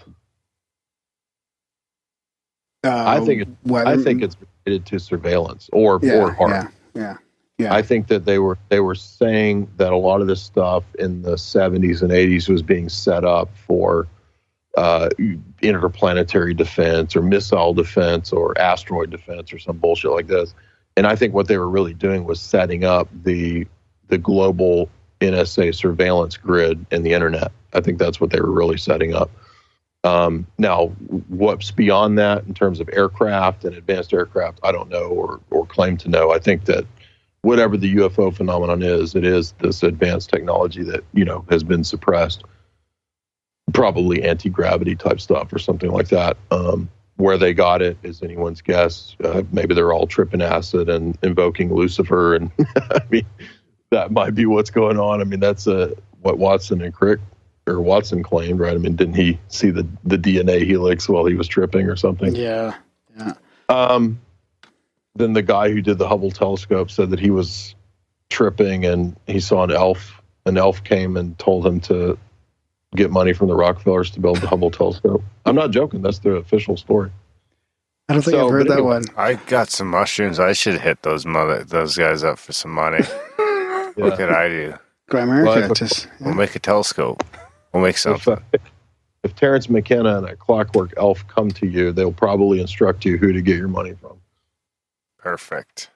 But why do you think? Like, I don't know. To me, it seems like I didn't really. Maybe it's just because I wasn't paying attention. But the whole the amount of fake bullshit news, not just mainstream, everywhere, seems to be so much harder to sift through in the last 24 months or 12 months even. Yeah, I think this was an intentional psychological operation to be the future justification for cracking down on the internet. Right. Yeah. Wow. That's pretty deep, but yeah, I can see that. Hey, Darren? This is how they're gonna gain that digital control, right? Is everybody's got to be licensed, everybody needs permission. They're gonna have to be verified. Well, they also want to convince the public of those things. So they don't want to just do it. They want people to believe that it's the right thing to do. And to get people to believe that, you have to try to pass off these goofy ideas like, the Trump stole the election because of fake news and hackers in Macedonia were posting fake Facebook videos, and Trump colluded with Russia and Russia hacked the election. And see, it's all a danger because of fake news and manipulation on the internet, So I think they really want people to buy into this, but it doesn't seem to be working on just a base level. I don't think most people are. I know CNN's had to delete and re-upload their app at the Canadian store 3 times in the last month. It couldn't get any better. They really didn't see. I went in to check for myself because I'm like, is this fake news? I'm going to go in and check my app in the App Store and see. And it was a couple thousand 1-star reviews. 270. Trying to see if they've. But that's pretty deep. That's deep psychological warfare. I mean, the people that are propagating this don't even know that that's what's going on, right? If you doubt me, just read Cass Sunstein's article on. He wrote a famous essay back in 2008 on cognitive infiltration and fake news on the internet. And basically, that's what he theorizes. And he, by the way, was eventually appointed head of the NSA. So you're not talking about a small time player. You're talking about Harvard lawyer who writes philosophy papers on psyops, and they talk about these very things. That's crazy. How's the app there, Darren? Did you check it out? It's up to 350 again. 1 stars? It's up to 1.25. Oh wow, we're doing good. The top 3 are fake news, fake app, awesome if you want to pollute your mind. That's hilarious. Oh, that is pretty funny. So oh man, I got a couple questions here, but I mean, talking about the this influence and whether it can be on some sort of supernatural thing. I mean, I did get the sense 6 months ago, a year ago, that it's hard to ignore the supernatural aspect to this political polarization, and I started thinking, and I know you're into religion and stuff like that, and you're a Christian, but I started thinking about it. Like, is this good versus evil too? Like, is this, or that's probably not very. That's probably too objective to say that, but is there when we had this guy on that was writing this blog about Pepe, and the amount of synchronicities and craziness going on with that whole thing, and even Hillary acknowledged Pepe. Like, is there a spiritual war going on here in the background as well? Well, I mean, in one sense, I would say this spiritual warfare does, in a way, translate into politics and geopolitics, but I wouldn't push that point too much, because I think the majority of politics is theater and theatrics and not real anyway. I think that the plan of the global elite marches on despite who's in office. So I don't really put too much stock in that. But on another level, at the higher level, when they're trying to teach kids about anal sex, and they're trying to basically evangelize for pedophilia and make it lawful, I think you're looking at stuff that is straight up dark forces and satanic. And I mean, that's more or less what's been coming out, in relationship to Jimmy Savile and all this kind of stuff. So, yeah.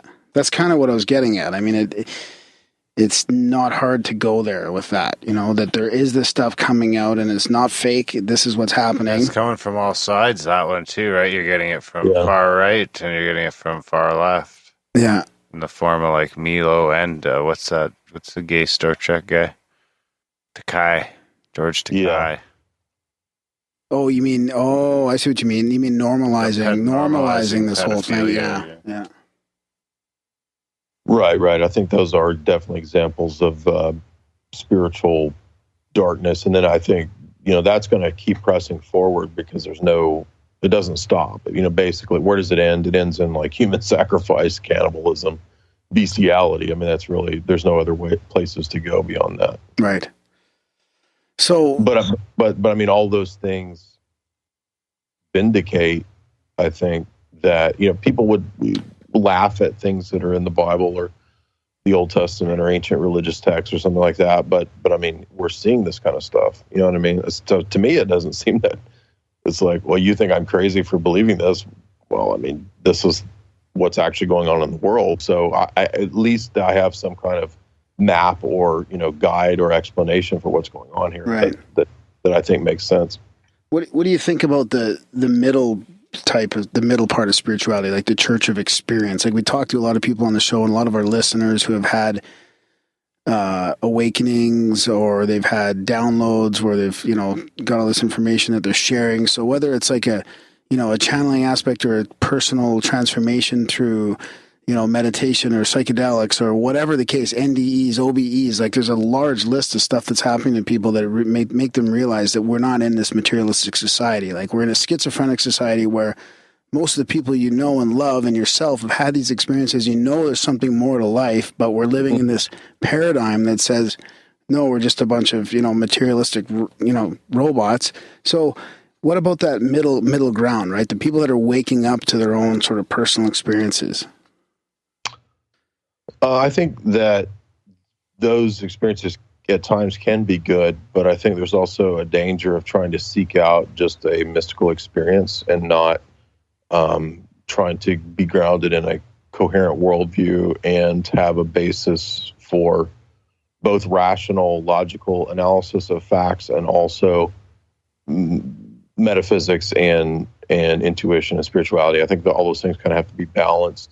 But I would caution against seeking out a quote mystical experience, just precisely because those things can be very deceiving. We can feel like we contacted something or experienced something through some synthetic means, like a drug, a raid, something goofy like that, and that really does dupe a lot of people into thinking that they had a legitimate experience because they took a bunch of ecstasy at a Chemical Brothers concert or something like that, which I'm not saying that person can't have had a real, quote, spiritual experience, but they might have had a demonic experience. They might have had a negative experience, which I think is also very real. So I would say with what some of the Orthodox fathers say, like St. Gregory Palamas, he cautions people against seeking spiritual experience, and rather we kind of already have established means and practices for approaching the divine. Of course, for me, I think that's Orthodox theology, but I would just tend to be leery of those things. And I mean, you're going to have enough difficulty, and you can have enough spiritual phenomena going on in your life without having to seek out necessarily some radical event. In other words, instead of looking at like a single event, I think we need to be looking at like every single day, what's going to change my life, what's going to change my perspective, what's going to get me grounded in a, solid worldview that I can approach every single day to, rather than some single life-changing mystical event, which may or may not happen and which may or may not be good. Yeah, that's interesting advice, because I'm sort of more of a spiritual new agey kind of guy than religious, but I've looked into, and I know enough people that have had personal experiences with whether it's like incubus or succubus, or I've read a couple books on demonic possession, like the rite and stuff like that, and it really does make me think, like, it really does seem like there's something going on. You do have to be careful with how you approach those other dimensions, Oh, absolutely. I mean, yeah, I think those worlds and spiritual realms and planes are very real, and they're not to be taken lightly. Absolutely. Yeah. Don't fuck with Ouija boards. No, for sure not. No, we did that as kids, and were we talking about that on the show, Darren, the other day, when I just realized that could have been around the time we had that ghost experience too? No. Yeah. No, that was off on your own. That wasn't here. So I guess it's just going to amplify then, that we could just look at this getting worse until, I mean, at this point, I assume from your perspective anyway, we're well past the point of no return. No, I don't think that at all. In fact, I have a very positive view. Hello? Is that what you meant, Darren? What did you mean by no return? Well, just with the politics and the fake news and the division, and it just seems like it's all getting a whole lot worse before it gets better. Well, that may be true, but I mean, I look at the history. I mean, I did a lot of history in undergrad and grad school, and on my own, did a lot of historical research. And there's cycles in history and patterns in history, so I'm not too worried about, the end of the world or any of that kind of stuff. I don't think that's coming anytime soon. We could have 10,000 more years of all kinds of changes. I mean, we don't have to be pessimistic. I'm certainly not, but I also have a religious perspective that informs why I wouldn't necessarily be pessimistic. But I think truth wins out in the end, and the globalist system is based on flaws. It's based on bad anthropology, based on Darwinism. And I think because those things aren't actually true, that the system that they try to put into play and overlay is eventually going to be so harmful even to the minions of it that it's going to be very difficult to get it into place. And I mean, even if they have like AI trying to run everything, I mean, I'm not sure that's necessarily going to work out, because I mean, you still got to have people running these computers and working on these computers. So no, I don't think there's any need to be fearful.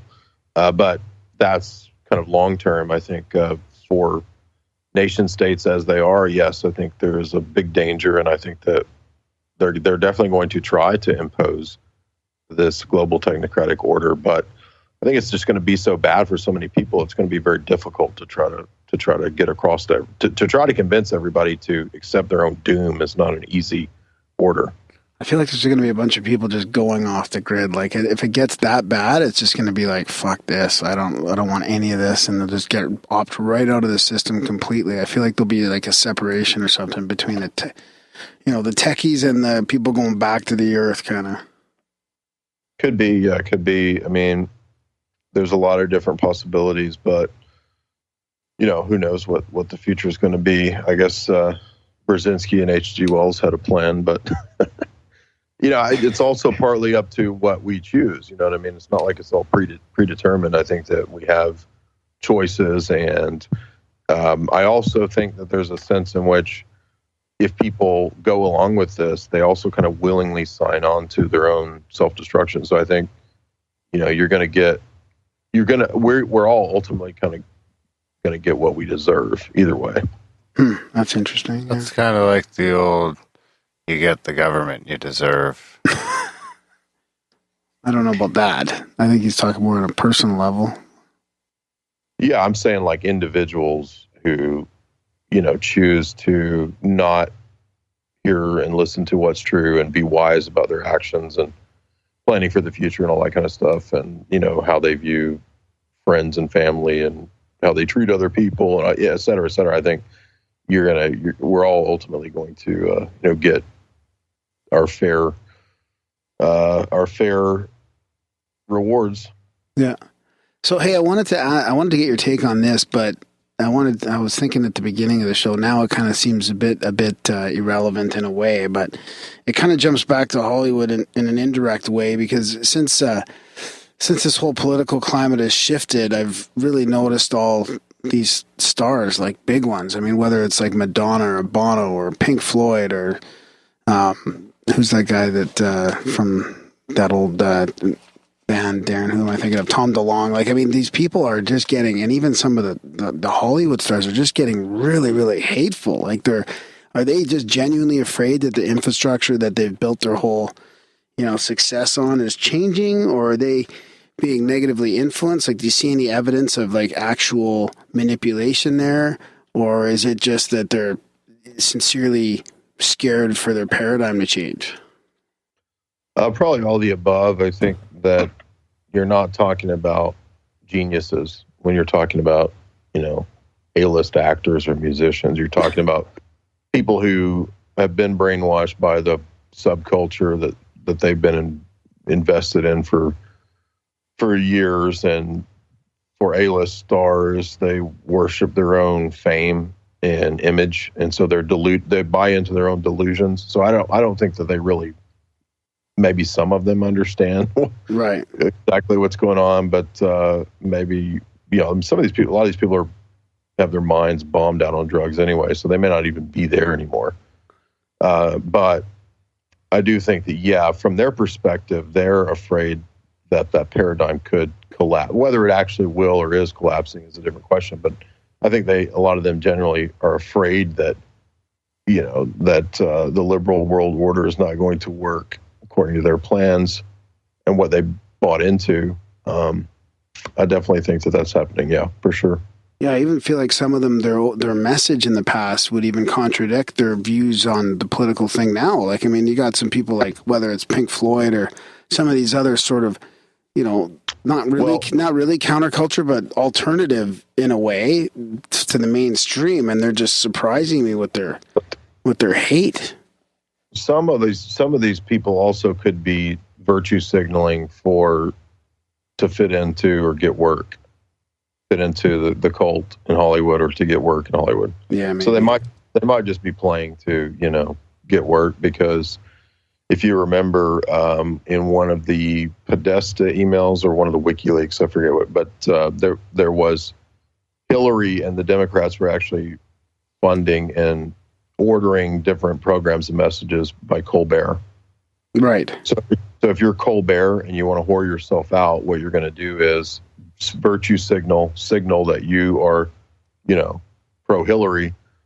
There's a good chance down the road that you're going to get, some Clinton Foundation money for the Daily Show. We should try that. Yeah, just try it out. See if it goes. Can't hurt. No, it can't hurt. It'll hurt us spiritually. It would definitely hurt. Yeah, immediately. The truth will come out. So well, I think I'm gonna have to head pretty soon. But, yeah. I just wanted to ask you about your future with. I think you got a project with Jay Weidner or something as well. I just want to give you a chance to talk about that before we shut her down. Yeah, that's pretty much being wrapped up in post production. We filmed 17 episodes. I actually just today watched the first episode, and it came out really, really cool. I'm really happy with it. Super, super slick, professionally done. And that should air pretty soon. We're hoping, in the next month or two. I don't actually know how far they are in completing all the episodes in terms of the editing and production, all that. But we also are planning to film 6 more episodes. So the owners and everybody really liked it. So nice. That's a good. So right now I'm actually writing 6 new episodes for the show. But yeah, it's going to be called Hollywood Decoded. And should be out on Gaia pretty soon, the next month or 2.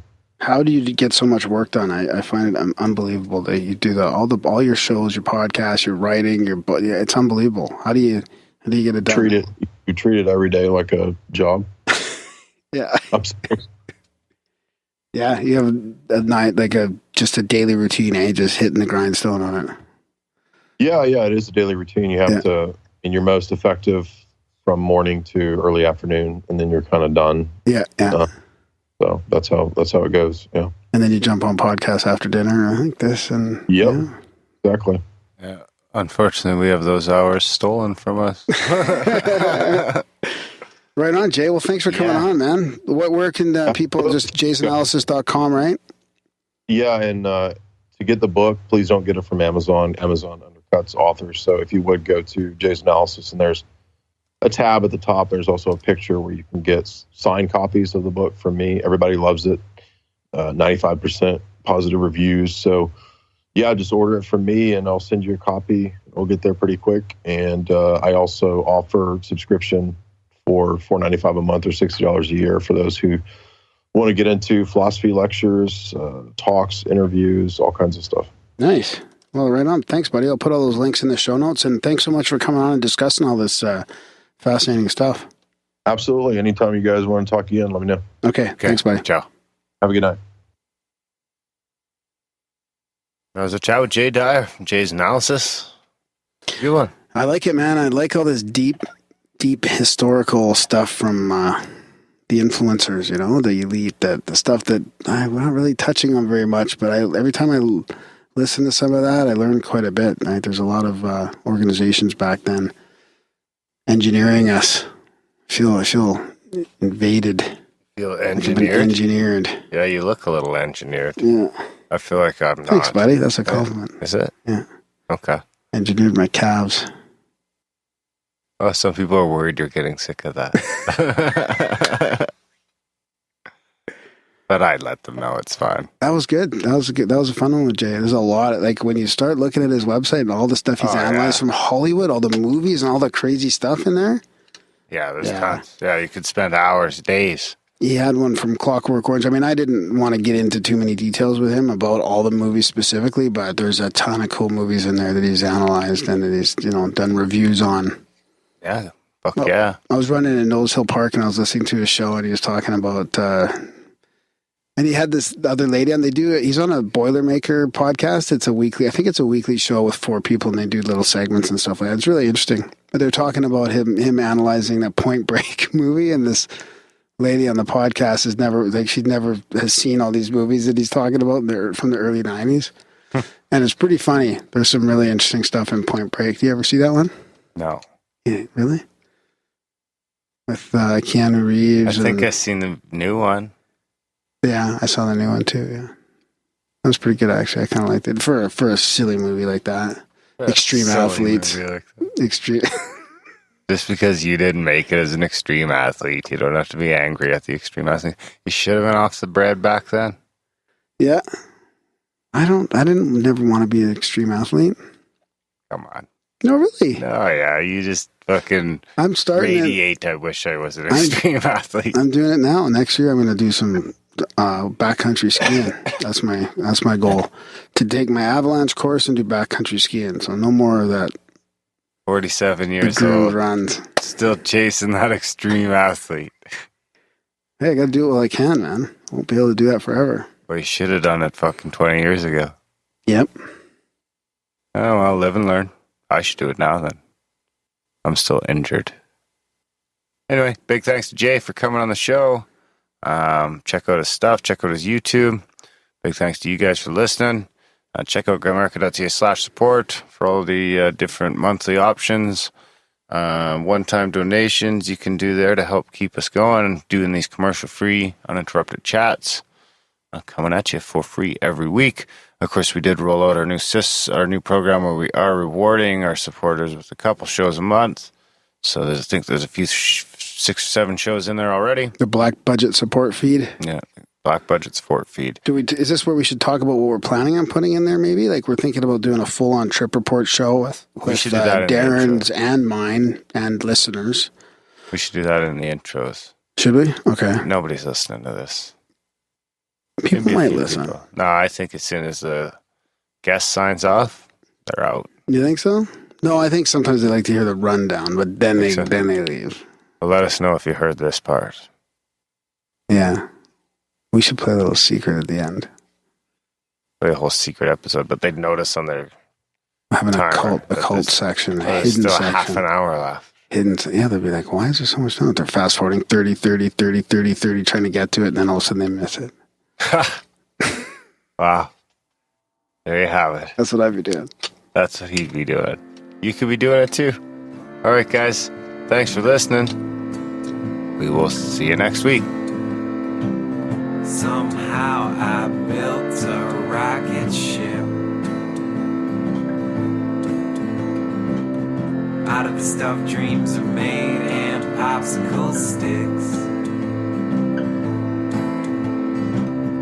Please look at my rocket ship schematics. Tell me it can fly to the moon. Tell me I'm not a lunatic.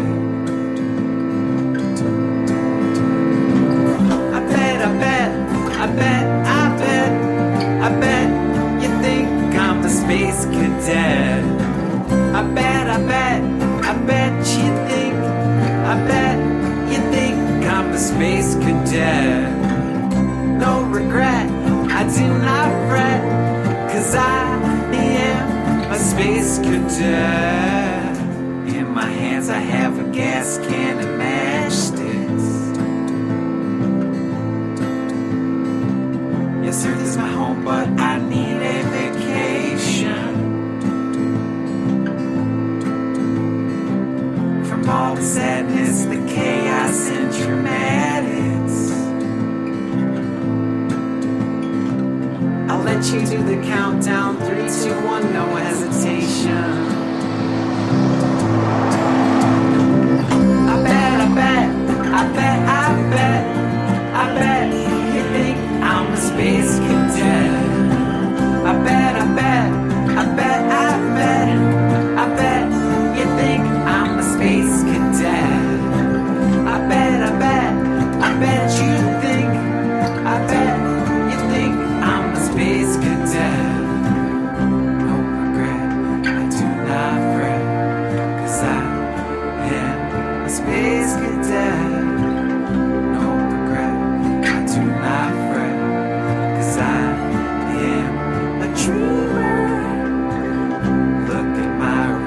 Fly by, trailing behind a silver streamer. I do not fret, 'cause I am a space cadet. I do not fret, 'cause I am a dreamer. Look at my rocket ship fly by, trailing behind a silver streamer.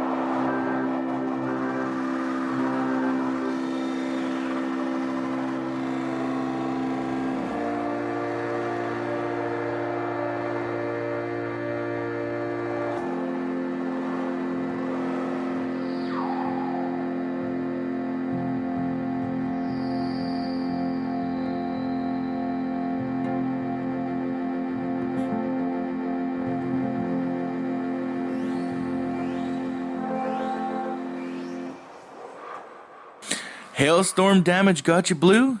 Sunburn get you let down? Well, introducing the new chemtrails. Chemtrails are a convenient new chemtrail that we plow through your sky to ensure you with the haziest and non-blue sky that you could have.